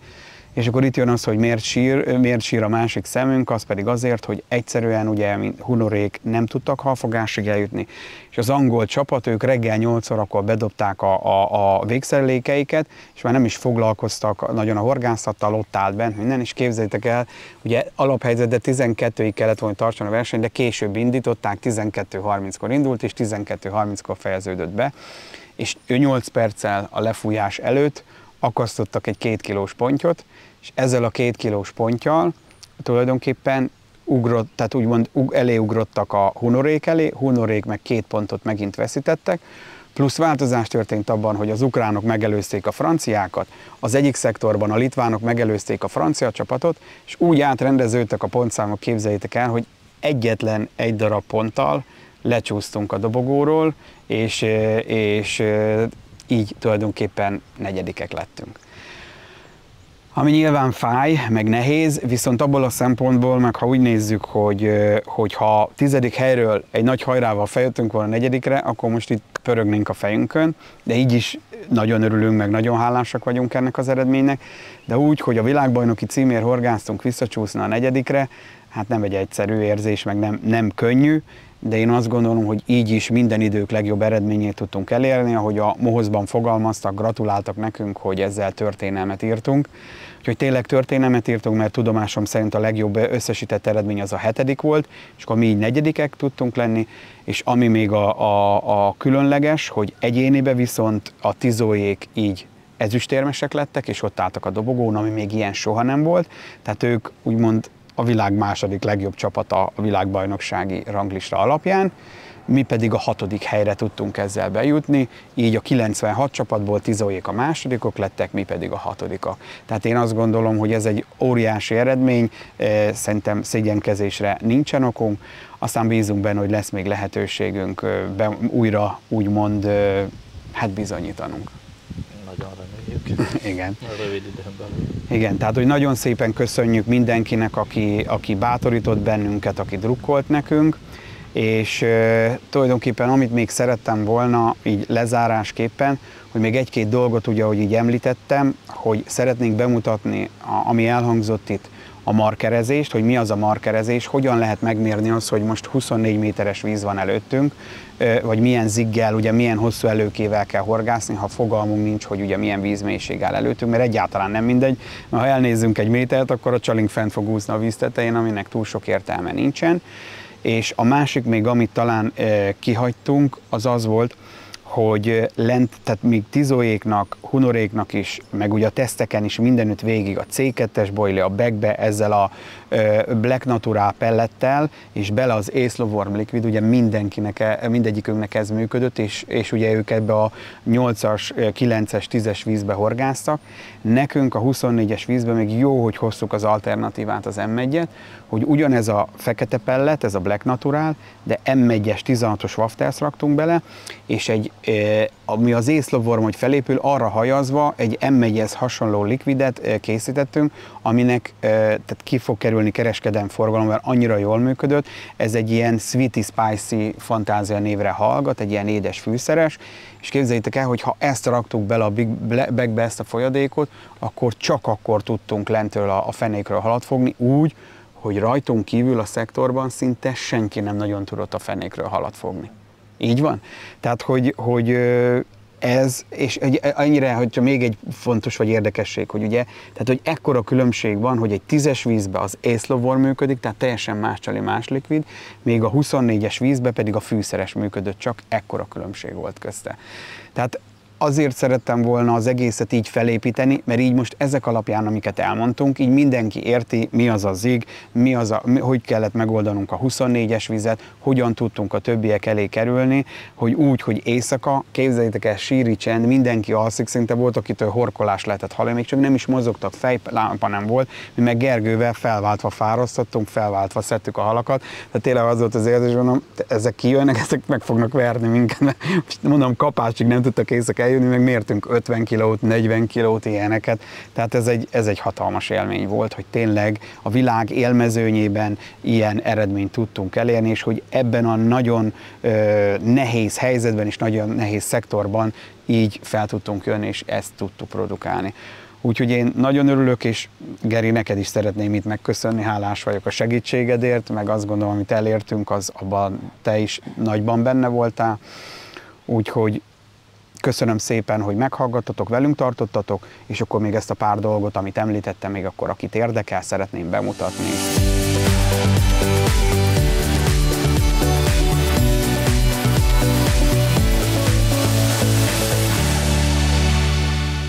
Szóval, ahogy ígértem, szeretném nektek bemutatni, hogy a horgászatban mit jelent a markerozás, vagy mi az a marker. Ugye ezzel a speciális szerelékkel tudjuk megnézni, hogy milyen mély a víz. Tehát ezt így kompletten lehet horgászboltban kapni, hogyha bemegy az ember a horgászboltba, és azt mondja, hogy ő markerhez szeretne végszereléket, akkor ezt így kompletten meg lehet venni. Ennek annyi a lényege, ugye, hogy a főzsinort ezen a kis fülön átkötve felkötjük rá ezt az úszót, amin van egy ilyen kis gumi, hát nem is tudom minek, gumigömb, ami azért van, hogy ugye ne ütközzön neki, ne tegye tönkre az úszót, és a lényeg az egészben az, hogy ez mikor beér a vízben, lesüllyed ugye az ólommal együtt, és hogyha szépen elkezdjük engedni a zsinort neki, akkor elkezd az úszó jönni fölfele, és így teljesen a víz tetejéig, amíg ki nem bukkan, addig le tudjuk mérni, hogy mennyi zsinór kell ahhoz, hogy kibukkanjon az úszónak a teteje. Tehát bízom benne, hogy ez így érthető, tehát ezt fogom most bemutatni használat közben, és elvileg itt ezen a helyen, itt bal oldalt van akár 13-as mélységű víz, és ezt szeretném nektek bemutatni, és ezzel egy kicsit illusztrálva, amit mondtam, hogy amikor előttünk 24 méteres víz volt, hogyan tudtuk ezt kimérni, vagy hogyan tudjuk ezt, hogy tényleg valóban jól gondoljuk-e. Na tehát, igazából ez nem kell speciális horgászbot, nem kell semmi speciális hozzá. Dobó előtét van feltéve monofilból a dobáshoz, és akkor nyilván dobok egyet vele, és akkor meg fogjuk vizsgálni. Egy kisebbet dobok, és akkor megnézzük, hogy valóban úgy van-e minden, ahogy mi gondoltuk. Tehát először is meg kell várni, hogy teljesen lesüllyedjen, és utána pedig azt kell csinálni, ami fontos, hogy annyira fel kell tekerni, hogy érezni lehet, hogy amikor megakad az ólomban, hogy ütközésig, mert egyébként be fog csapni, és nem az lesz az eredmény, amit mi várnánk, vagy amit szeretnénk. Mert feljön az úszó, és akkor ugye az a plusz méterek, azok becsapnak, és nem a valóságot fogja mutatni. És egyébként az ólom az abban nyújt segítséget, hogy így az ember fel tudja térképezni az alját, úgymond a meder alját, hogy köves, sziklás, akadós, homokos, lágyiszapos, tehát ezeket meg lehet nézni. És hogyha meg van feszítve, most például meg van feszítve, akkor kiegyenesítem úgymond így a horgászbotot, és akkor kinyitom a féket, és akkor nézzétek, itt van fenn nekünk 2 darab szigetelő szallagozás. Ez mindössze annyit jelent, hogy innentől kezdve, ha itt megfogom a zsinort, és innen húzok ennyit, akkor ez 40 centi. Ha még ide kihúzom, akkor 80 centi. Ez azért van, hogy kinek hogy kényelmesebb. 40 centinként szoktunk, tehát most 80 centit, az 2, és akkor így számolom, hogy 3, 4, 5, 6, 7, és közben figyeljük, hogy mikor jön fel az úszó. 8, 9, 10. Tehát 10 az már 40 centivel 4 méter. 11, 12, 13, 14, 15, 16. Na, 16-nál jött fel, akkor az azt jelenti, ha 16-szor 4, 4 méter, meg 6, meg 6, 24, akkor 6 méter 40 centi itt. De ez még mindig nem az a 13-as víz, amit mi gondoltunk, úgyhogy mindjárt egy picit balrább eldobom, és akkor megnézem, és akkor így szépen ki lehet mérni a töréseket, mert legtöbbször, tehát itt is nekünk, ahol mi horgászunk, ott az volt elmondva, itt igen, ahogy húzom, így jön felférezni, hogy emelkedik föl, és akkor akad végig az oldalába. De hogy általában az a jó, hogyha a törésekre, a törés szélét tudjuk meghorgászni, ezeket a púpokat meg tudjuk találni, vagy a törés tövét, mert van, amikor ha szembefúj a szél, akkor a törés tövében vonul a hal, és akkor oda érdemes horgászni.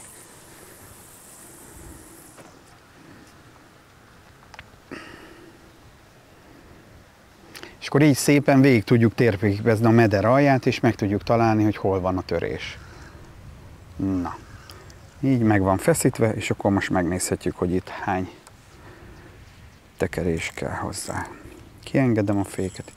1, 2, 3, 4, 5, 6, 7, 8, 9, 10, 11, 12, 13, 14, 15, 16, 17, 18, 19, 20, 21, és akkor így pontosan ott van fent.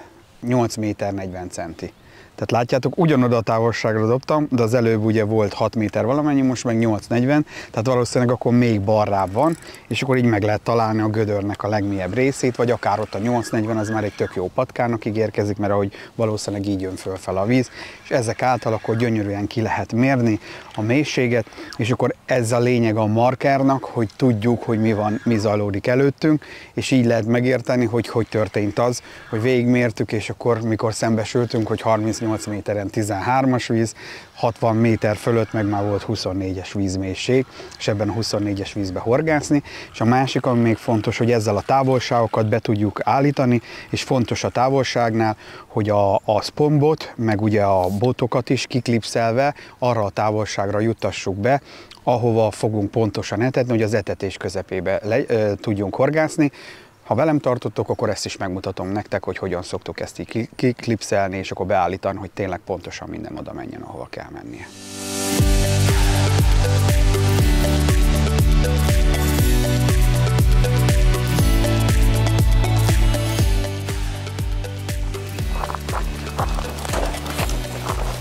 Egyik hal a ponybölcsőbe, a másik meg a csalhíny.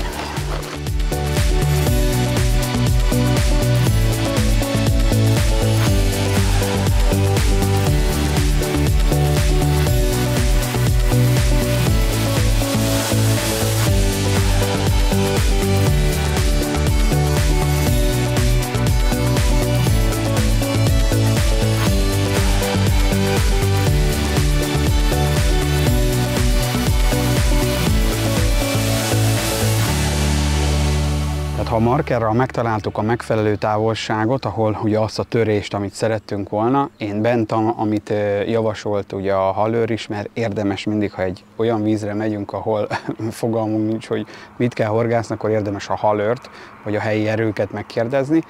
Az ő javaslata alapján ugye megtaláltam 120 méterre egy olyan törést, ahol így letörik úgymond az ajzat, és akkor a törés szélére etettem, és oda próbáltam leklipszelni a botokat is.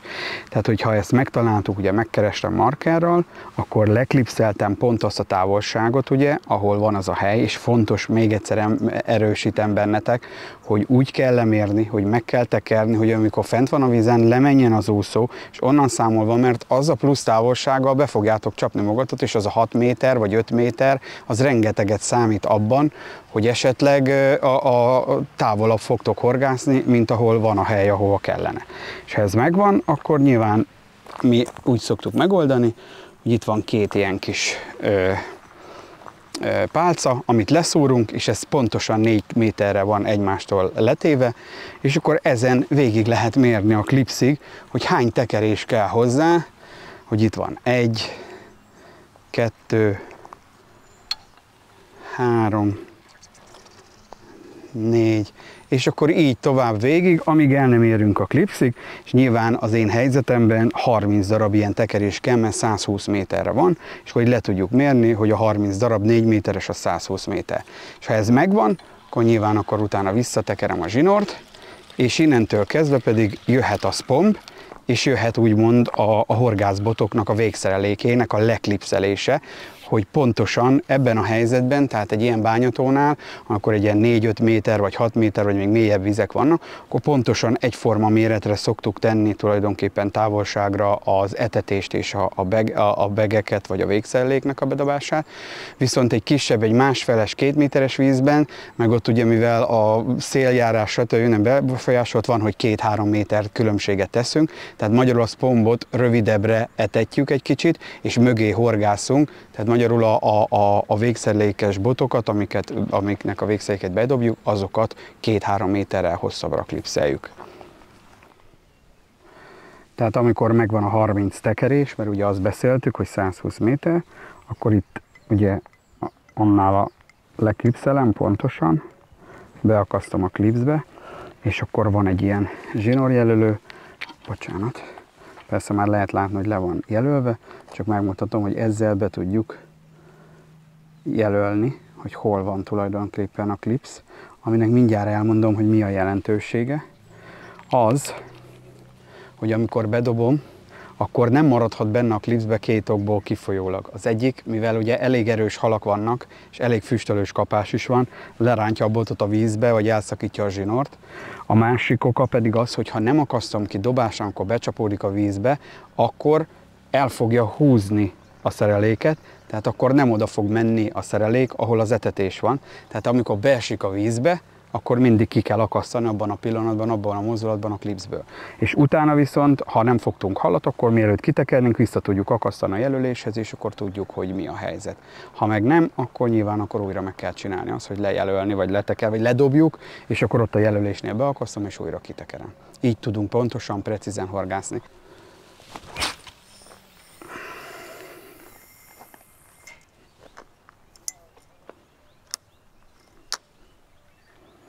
Hagyom ugye, hogy lesüllyedjen, nyilván nem sok kell neki, de csak egy érdekességként a világbajnokságon a 24 méteres vízbe, amíg leért, hagyni kellett, az majdnem több mint 15 másodperc volt, míg leért az aljára a beg.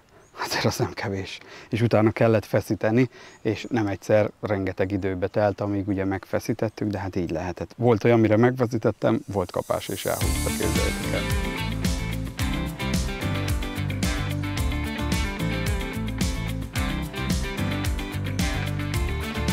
Nézzük meg akkor az etetési stratégiát, miből épül fel.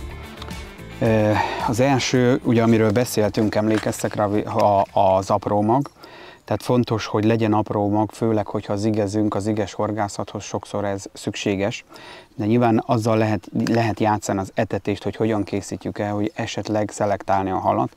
Mintha visszaemlékeztek, amit mondtam, hogy kint a világbajnokságon is, meg a teszten is, ugye Gergő csak apró maggal etetett, ő a kisebbeket fogta. Én pedig a halaspellettel és a tigrismagyaróval, és én nekem beálltak a nagyobbak.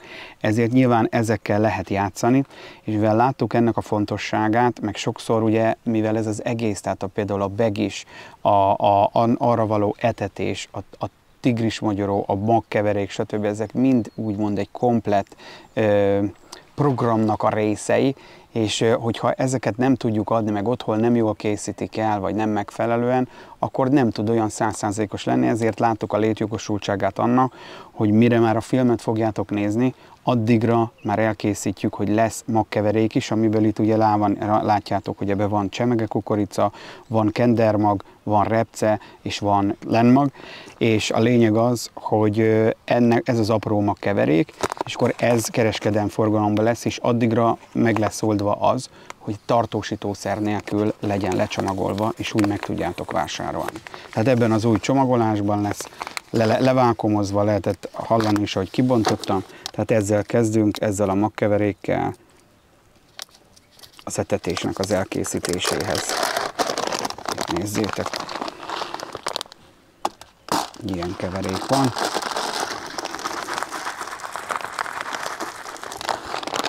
Jó.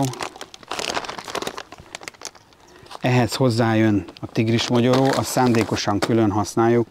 Sokan tudjátok, van a Red One Juice-os magkeverék. Az teljesen jó. Na, szerintem még mindig, mind a mai napig az egyik legeredményesebb magkeverék, bár tudom, hogy az embereknek sokszor ott van a fejében az a probléma, hogy valami újat, de nincs jobb most, nem tudok jobbat, ez még mindig az egyik legjobb magkeverék, viszont azt be kellett látnunk, hogy az ilyen vizeken, mint ez a bányavíz, vagy ott a franciaországi tavon is, ahol nagyon áttetsző a víz, a piros szín, hogy piros színű volt az egész, zavarta a halat, ezért ugye muszáj, létjogosultsága van, hogy naturban is meg tudjuk csinálni, ezért megvan az elkészítési eljárással ugyanolyan fogós, csak nem piros színű, a magkeverékünk is tigrismagyaróval, és ez is tartósítószer nélkül lesz addigra a boltok polcain, úgy fogjuk az eljárás, már megvan a technológia, amivel ezt meg tudjuk oldani.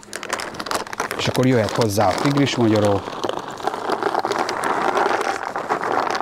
és lehet játszani azzal, mint beszéltük, hogy ha nem akarunk nagyon apró magot, akkor lehet csak a tigrismagyoróval. És ugye szerintem a Hollywood pelletet azt nem kell bemutatni, szinte mindenki ismeri, sokszor feledésbe merül, de igazából szerintem egy kihagyhatatlan termék. Ebből a döntést azt hoztuk, együtt abban egyeztünk meg, hogy 20-as és 14-es átmérőjű vegyesen, és itt is ugyanezt fogom alkalmazni, mert bár még a filmben nem hangzott el, de most itt ugye ami hasonló ez a víz, vagy hasonló paraméterekkel rendelkezik, bár jóval kisebb, mint ott az a víztárazó, de mégis hasonlóan zigel, meg beggel lehet fogni, és a mélységek is ugye nem 2 méteresek, ezért itt ezen a dabasi malévtavon horgászunk most, itt tudtuk ezeket a szép eredményeket elérni, amin keresztül be tudjuk mutatni a technikát, mert a technológia, hogy ne kelljen azért Franciaországba kiutazni, és ott bemutatni. És szerintem ez nyilván sokkal hatékonyabb, hogy a magyar embereket nem az érdekli, hogy Franciaországban hogyan lehet fogni, hanem az érdekli, hogy Magyarországon hogy lehet fogni. Tehát itt van a halaspellet, a Hollywood, ebből is rakok akkor vegyesen 14-est és 20-ast, és ez azért is fontos például, hogy amikor etetünk, akkor ugye víz közt van a hal, sokszor nem megy le az aljára, de ez, mivel adja ki magából az olajat, meg azokat az értékes összetevőket, ami benne van, ez egy jelzés folyamatosan a fenékről, hogy ott van táplálék, és azt tapasztaljuk, hogy a hal oda képes beállni, mert érzékel, hogy ott van lent, nyilván napközben nem nagyon akar lemenni, de éjszaka oda fog lemenni, viszont napközben meg ott áll az etetésen, így lehet az etetésen tartani a vízben. Tehát itt jöhet a 20-as, megvan ez is, és akkor igazából ezt csak összekeverem, így vegyesen, és ehhez már semmi más nem kell, mint a boilie. Ugye itt van a competition, a versenyszériánk, ebből 20-as átmérőjét raktunk bele etetni, ebből is rakok bele, itt van a C2-es, és akkor vegyesen etetjük, egymás mellett megfér, néhány szemet így félbetörök, hogy ugye ez jobban, átadja az illatát, és itt ezen a helyszínen a versenyen M1-es versenyboilit használtunk, ami, mint említettem nektek, nagyon jól működött a mély vízben, a 24-es vízben, de én ide simán csak az M1-es gyári boilit rakom, ez bőven belefér, teljesen jó ide erre a vízre. Szerintem ezt nagyon kevés embernek kell magyarázni, hogy mi ez. Ennek már tulajdonképpen történelme van ennek az M1-es boilinak, és a gyári boilit fogom belerakni mellé 20-as átmérőben, szintén 2-3 marékkal, és akkor ebbe pedig ugyanígy egy fél marékkal félbetörök egy pár szemet, hogy adja ki magából jobban az aromát. És tulajdonképpen ez így teljesen patent ez az etetőanyag. Mondom, amivel lehet játszani azzal, hogy a mennyiségekkel, hogy lehet csak tigrismagyoró, pellet, meg boilie, meg lehet úgy, hogy az apró magot mellé, meg lehet, hogy csak magában az apró magot. Ezeket mindenkinek az adott vízen, ahol horgászik, ott kell kitapasztalni, de ezek biztos vagyok benne, hogy együtt használva azokkal a technikákkal, amiket mi bemutattunk, szerintem ennek nincs párja, és nem nagyon lehet vele mit kezdeni, hogyha az ember ezt tényleg rászánja, és ezt becsülettel úgy megcsinálja, ahogy én bemutattam. Tehát ezzel így készen vagyunk, és összekeverem.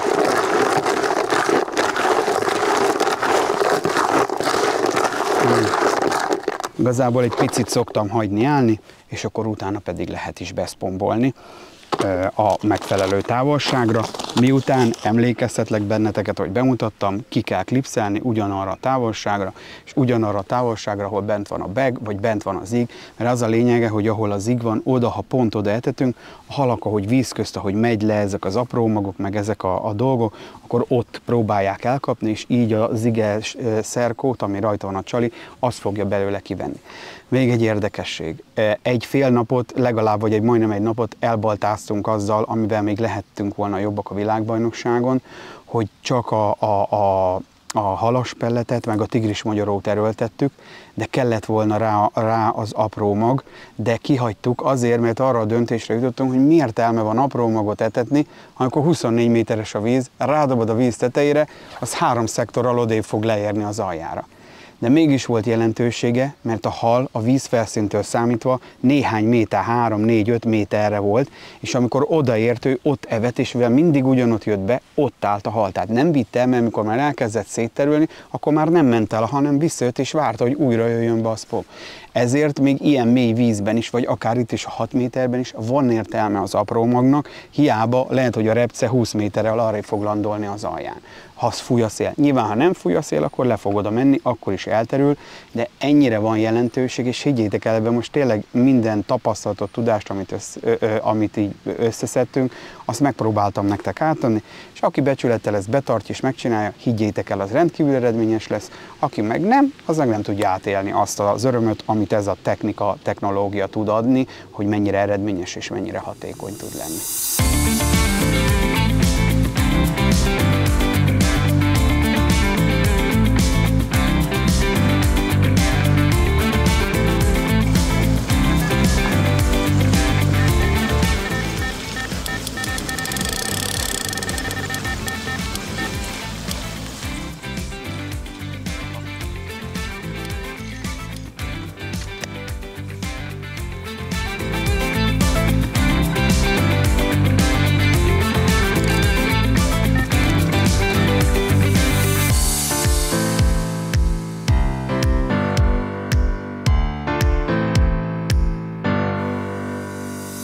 Még egy dolgot szeretnék nektek megmutatni.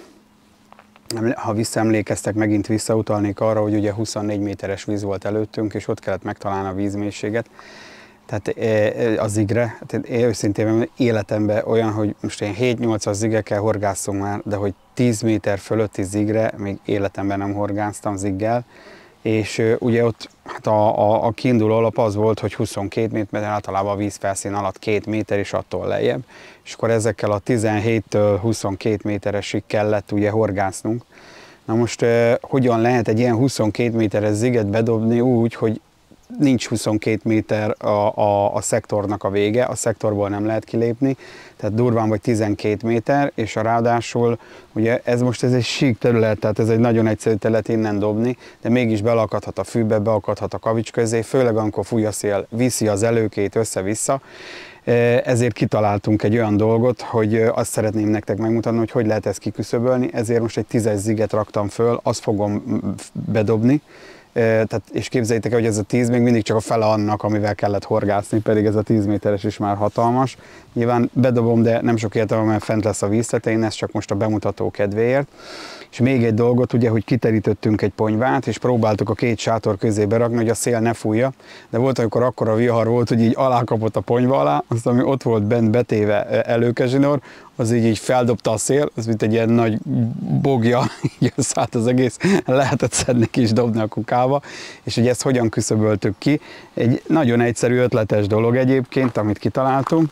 Ez esőbe jöttünk rá, de nyilván nem esik az eső, itt van a ponyva, és a ponyvát fogom, és akkor így vízzel lelocsolom, és mindjárt meglátjátok, hogy ennek mi az értelme. És akkor hozom az előkét, itt van feltekerve már a 10 méter, innen leemelem, és akkor felteszem a mágnesre, tehát az már ott biztosítva van, és akkor innen jön az, hogy mit tudunk csinálni. Fogtuk a 22 méter, és akkor szépen itt a vizes részre, nézzétek, hogy tapad le gyönyörűen. És így egymásra lehet rakni, mert nézzétek, így akad egyébként ide, oda, és gyönyörűen így sorba, végig. Jó, közben beakasztok, bocsánat. És talán mindjárt bedobom. Csak ezt kifárasztom.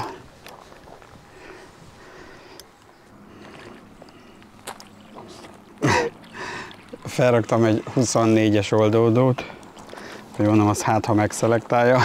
Nézzétek, miért szelektáltam.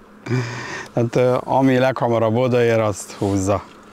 Ha nem is tudja lenyelni rendesen, de akkor is addig szivogatja, amíg be nem akad a szájába a horog.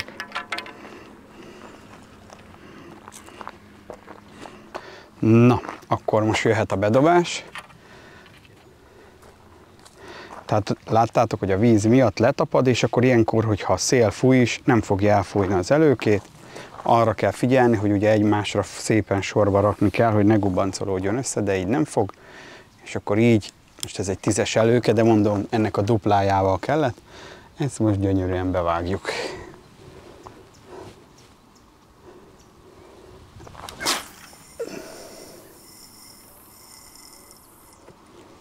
Ott is van, és valószínűleg fenn is marad a víz tetején. Látjátok, ott jön 10 méterrel lemaradva.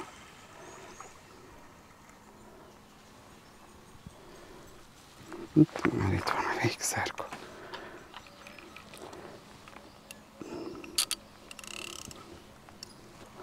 És akkor mutatom nektek, nézzétek.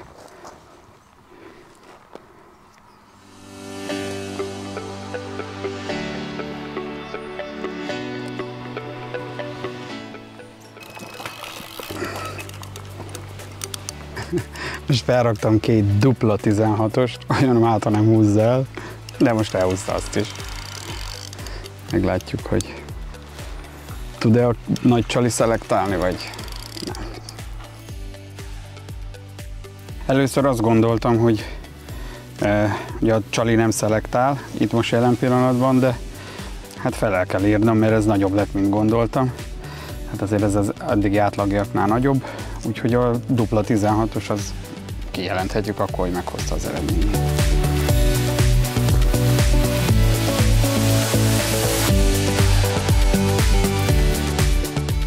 Látjátok, egy 2 kapás egyszer, hát pont úgy egyszer, hogy az egyiket még ki se fárasztottam, de már elhúztam a másikat. Annyi, hogy most volt ugye egy kis időnk, hogy megálltunk a forgatással, és akkor ugye, amit bemutattam, etetőanyagot, azt rászpon voltam, és rögtön már nézzétek meg, hogy rááll a hal. Hihetetlen.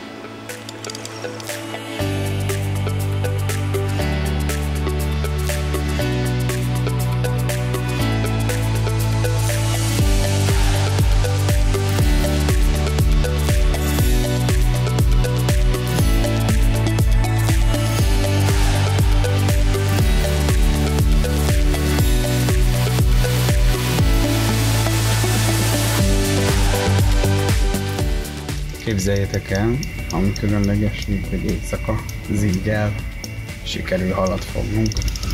Ami a hozzáértők, aki hozzáért, azt tudja, hogy ziggel éjszaka halat fogni nem könnyű, de úgy néz ki, hogy elkaptunk valamit, találtunk valamit, amivel lesz megoldható. És szerintem nem is kicsi, de meglátjuk. Jó, azt nézzétek! Ez még annál is nagyobb, mint gondoltuk. Gyönyörű, több mint 14 kg. Éjszaka zigre. Aj, de jó. Túl vagyunk egy éjszakán, ahol ziggel sikerült halat fogni, de nem ez a lényeg, hanem az, hogy kapásunk van, de most mindjárt beakasztok. De közben, aki eddig végig tudta nézni ezt a filmet és ezt a sok információnak, szeretnék gratulálni, és szeretnék még egy meglepetés vendégcsapatot bemutatni, hogy itt van velünk a Tizó Carp Team, ellátogatott hozzánk, és velük szeretnénk beszélgetni. Tehát így debütáltok, hogy azonnal volt 3 boton 3 kapás, közben nekem most a 4-et elhúzta, úgyhogy ezt vegyétek föl, én meg megyek beakasztok a halnak.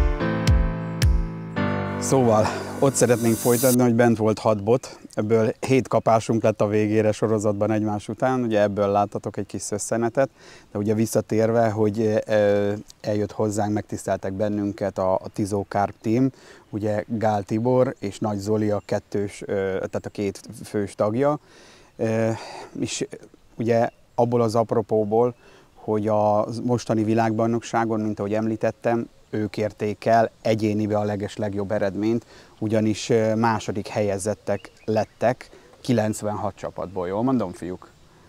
Igen. Így van. És ugye ennek az eredményét látjátok itt az asztalon, de mielőtt erre rátérnénk, hogy erről beszéljünk, egy pár szót abban mondjatok már el, hogy én nyilván tudom, de sokan a nézők közben nem tudják, hogy mi hogyan találkoztunk, hogyan ismerkedtünk, és ugye ezerszer kérdik tőlünk, hogy hogyan lehet valaki teszthorgász, hogy ti hogyan kerültetek be teszthorgászként, vagy SBS csapatként ebbe a klubba.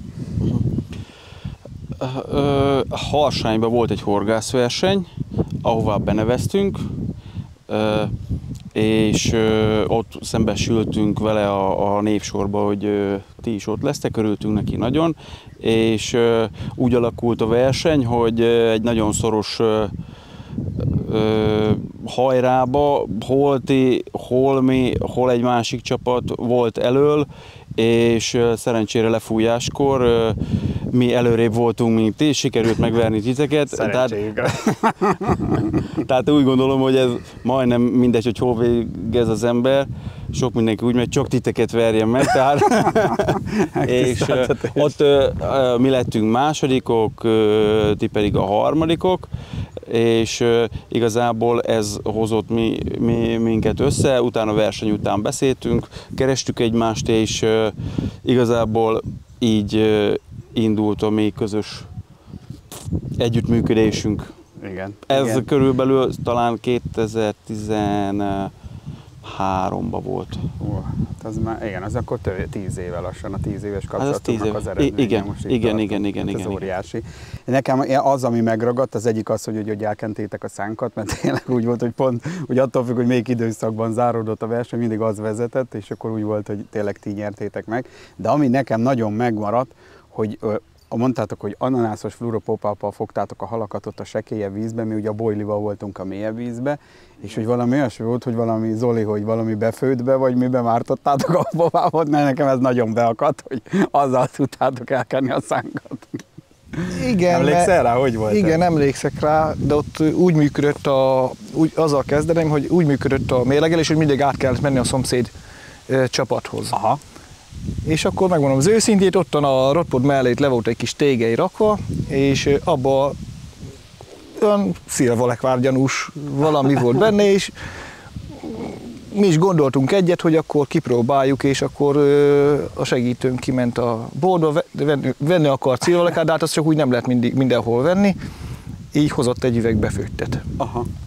És azt így egy kicsit megnyomkodtuk, meg ilyesmi, és akkor beleraktunk egy pár ananászos popapot, és hozzá kell tenni, hogy akkor már kezdtünk belassulni.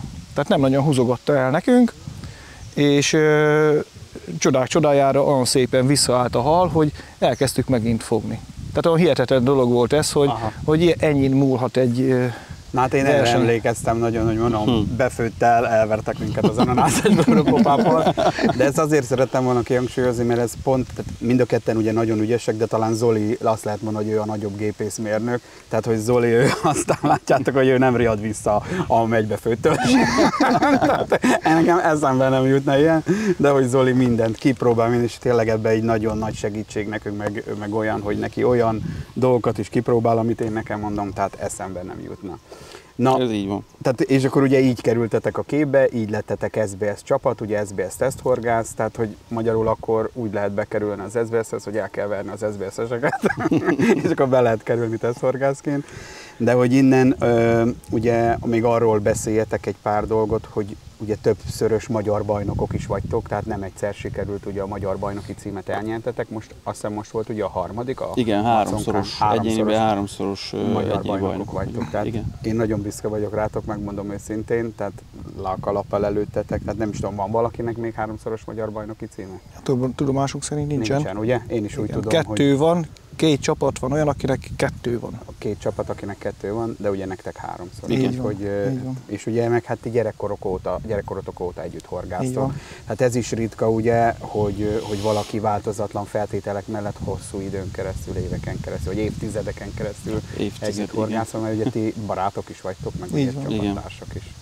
Úgyhogy hát ez szerintem ez nagyon szép, és akkor Ugye megnyertük a magyar bajnokságot, és ugye ezt már elmondtam már a videó elején, most ezt nem fogjuk újra taglalni, de ugye a 2022-ben ugye rendkívül eredménye, mert ugye ti is 3-1-es, mi is 3-1-es, szektor 1-es eredménnyel ugye megnyertük, és így tudtunk kvalifikálni a 2023-as világbajnokságra, és akkor ugye ezen a világbajnokságon sikerült nektek a második helyezést elérni, és ugye ennek a kupáit láthatják a kedves nézők. De most azt hagyd tegyem fel ezt a kérdést, mert mindenki ezt kérdezi tőlünk, hogy most ez az eredmény, ez mennyi pénzzel járt, milyen nyereménnyel járt, mennyi volt a borítékban, mindenki ezt kérdezi. Na, én tudom a választ, de ti mondjátok ezt személyesen, hogy ennek mi volt a díja. Igen, tehát az országos bajnokság, és ahol ki lehet jutni a világbajnokságra, itt nincs semmiféle pénzdíjazás. Itt az eredményért megyünk, az elismerésért. Az elismerésért. Igen. Tehát igazából ennyi. Tehát befektetett erő az van, tehát pénzbe éveken keresztül, amiért küzdünk, hogy akár a OB-kon, tehát az mind ilyen, tehát befektetés, és ezzel úgymond megtérült erkölcsök, hogy tehát életünk álma vált valóra ezzel. Így van. Tehát, hogy... Amit a nagyon sok éven keresztül végig OB-ztunk, és ezzel most tényleg még egyszer azt tudom mondani, hogy életünk álma vált valóra. Hát én ebbe biztos vagyok, és tényleg már ott is többször gratuláltam, itt is személyesen is gratulálok nektek, tehát tényleg nagyon ügyesek vagytok és büszkék vagyunk rátok. És ugye akkor ezt a második fokon, a dobogó második fokán álltatok, ugye ezt a kupát, meg akkor az érmet kaptátok, meg talán még valami kis csomag volt, ami valami ajándékcsomag volt, meg valami virág volt a kupában. Igen, hogy most ugye van, azt majd a fotót mi raktuk meg bele, tehát nem úgy kaptuk, igen, de tehát, hogy igen. Ennyi volt. Ez csak azért érdekes, hogy ugye az elején elmondtam, hogy országos bajnokságon végig kell menni, meg az, hogy az országos bajnokságot meg tudjuk nyerni. Tehát az se úgy, hogy csak elindulunk, aztán az ember már rögtön országos bajnok, hanem rengeteg tapasztalatot kell szerezni, ami rengeteg idő, energia befektetés, pénzbefektetés, és akkor ugye ennek az eredménye lett az, hogy egyáltalán ide el tudjunk jutni idáig, és hogy ilyen eredményt tudjatok elérni. És akkor arról beszéljetek, még bár persze nem könnyű szóba leírni, de hát az, hogy másodikok lettetek 96 országból, milyen érzés volt a dobogó legfelső fokán állni? Hát ezt nem lehet elmondani. Nem lehet elmondani. Tehát amikor fent áll az ember, és akkor én akkor azt mondtam, olyan furcsa érzése volt az embernek, mint hogy, tehát gondolom az öröm, tehát az, hogy beszürkült volna nekem legalábbis, ugye olyan furcsa volt, tehát hihetetlen. És azt nem lehet elmondani. Tehát amikor tapsolott mindenki azért, mert hogy mi ott felléptünk a dobogóra, azért az nem semmi. Így van, hogy megtapsoltak egy magyar csapatot, hát ez óriási, így van. És ugye hát a kicsit arról is beszéljünk, hogy ugye ami a nehézség volt, hogy ugye végig a dobogón voltunk, sőt, ugye a második helyen álltunk, és onnan csúsztunk ugye vissza egészen a negyedikig, de közben meg már horgáztunk a világbajnoki címért, hogy ti ezt hogy éltétek meg mit éltetek meg onnan ti, mert ugye én elmondtam a mi részünkről Gergővel, de hogy ti mit éltetek meg, ezt hogyan éltétek meg így a világbajnokságot? Nem volt egyszerű megélni. Én úgy gondolom, hogy ez a negyedik hely, ezt aláírtuk volna, amikor utaztunk kifele. Ez igaz. De a dobogóról, ahol fönn voltunk második, harmadik helyen összesen szerintem körülbelül 2 napot, és onnan lecsúsztunk az utolsó 15 percbe a negyedik helyre. Mikor pakoltunk összefele, megtudtuk, hát le kellett mennem a vízhez megmosdani. Tehát, és nem igazán szóltunk egymáshoz, csak hallgattunk, és nehéz volt nagyon. Elhiszem. Nehéz volt nagyon. Elhiszem, de ettől függően tényleg, amit mondasz, hogy nagyon, akkor is a negyedik hely, tehát ezt előre aláírtuk volna. Igen, ha ezt persze. oda rakták volna, mint papír, elfogadtok volna. Igen. Te, Zoli? Hát ugyanez, tehát nagyon sok mindennel többet nem tudok mondani róla, tehát ez hideg zuhany volt, szó szerint, mert annyira bíztunk benne, mert azért volt pont előnyünk, jól emlékszem, 5 pont így volt. van, 5 ponttal vezetünk. És úgy voltunk vele, másodikak voltunk, 5 ponttal, és akkor ott megtudtuk már, hogy akkor megelőztek, lettünk harmadik, hát ez már nem lehet lejjebb menni, hát de lehet.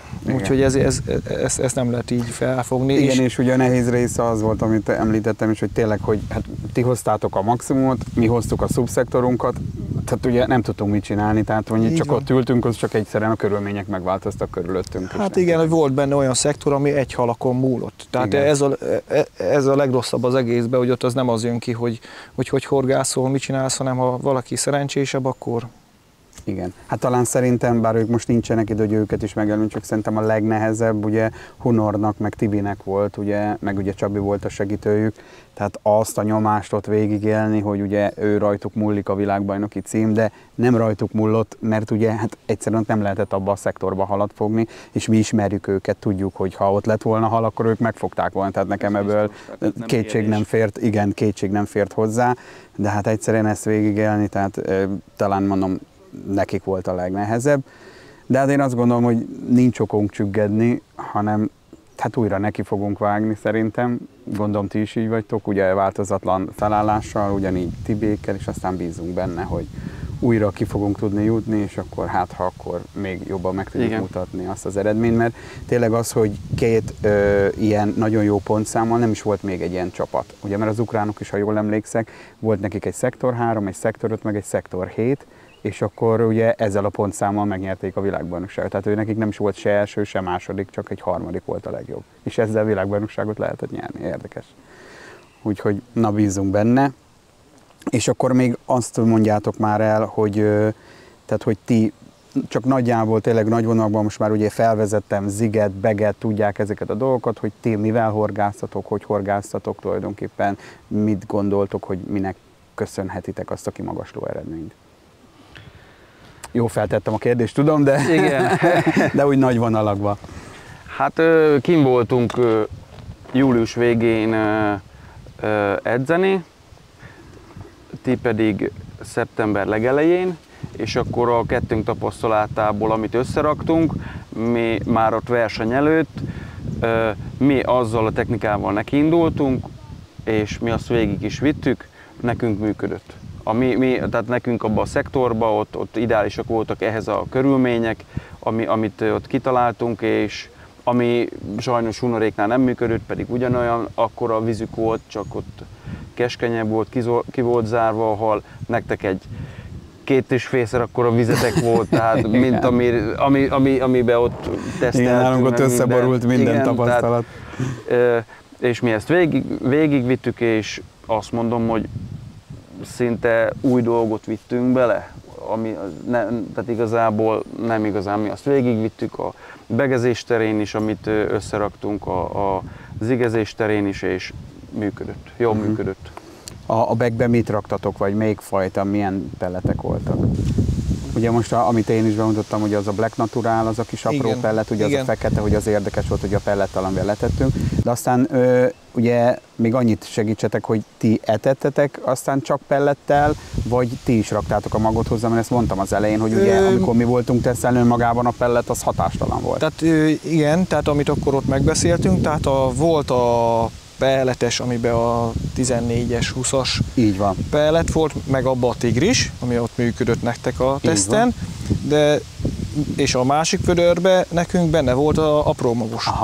Aha. Tehát, hogy ti külön két etetést csináltatok, igen. És akkor ezt egymásra etettétek, tehát, hogy valamint a két különböző etetést így felváltva, ugyanoda, vagy külön etetés? Két etetés volt, csak mind a két etetésre etettük ugyanazt. Mind a két etetésre ugyanazt etették. Váltogattuk. Értem. Tehát etettük végig a pelletest is, meg az apró magost is. És akkor az úgy egész jó volt, de amúgy úgy szerintem mi is lehet, hogy azt tapasztaltuk, most lehet, hogy az apró magra jobban reagált a hal valamiért, de nem mondanák van nagy különbséget. Tehát így azt mondanám így már mi távlatokból, nem? Tehát, hogy talán. Amit lehet, mert te is mondtad azt, amikor így beszéltük, hogy nálatok is újra kellett gondolni az egészet, és akkor ti is azt tapasztalták, hogy most ebben az időszakban ez az apróbb magos etetés, ez így van, de viszont működött. Önmagában csak az apró magot, ha csak azt etettük, és nem volt mellette a pellet meg a tigris, akkor ugye nagyon aprók jöttek. De amikor ment a darabos is, akkor viszont vízköztről is jobban lehetett darabosat fogni, de nekünk most érdekes, hogy a mélyből jobban jött a nagyobb, tehát felborult a teszthez képest már. Igen, itt minden borult, mert a teszten szép halakat fogtunk folyamatosan, tehát ott inkább ziggel ilyen 5-8 kilós Így van. halat fogtunk, és most az mondjuk úgy, hogy az most ritkább volt. Tehát, hogyha mértünk halat 10-et, abból egy volt tán 7-8 kilós. Aha. A többi, a halainknak nagy részét ilyen 3-4 kilós halakat fogtunk, szerencsére jöttek szép számmal, azt így, így sikerült jól teljesíteni. És még azt várjátok el, hogy a bagben nektek mi működött a legjobb, még folyadék, vagy miket raktatok csalikat bele? Csali a C2 boilie, és a legjobban a Ace-Worm locsoló, és az M4-es, de az csak a töredéke, azzal is fogtunk, és hát egyet fogtunk másfajtával is, de tehát azok nem számottevők? Nem, M-budrikot nyomtunk bele, azzal is fogtunk egyet, utána nem húzta el, de néha egyet bele, mikor belesült, benyomtunk, elhúzta, de egyértelműen az Ace-Worm működött a legjobban. És akkor mi működött jobban, a zig vagy a bag? Tehát mi úgy horgáztunk, hogy berúgtunk 2 ziget, meg 2 baget. Tehát így indítottunk, hogy hát ha így akkor ez így tudna működni. Működött is, valószínűleg a verseny felé azt mondanám, hogy talán még, de lehet már akkor is már úgy észrevettük, hogy nem is a zig, hanem a baget kezdte el jobban húzni. Aha. Tehát a végére már utolsó nap csak már átálltunk bagre. Igaz? Igen. Jól emlékszem teljesen.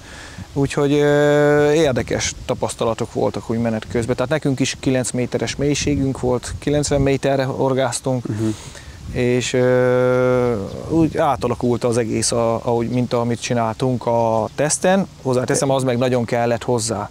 Tényleg jól mondtad, bocsánat, hogy azt mondod, csak hogy most 9 méteres víz, nekünk meg 24, tényleg pont a 3-szoros vízmélység volt annak, mint amit ti használtatok. De folytasd nyugodtan.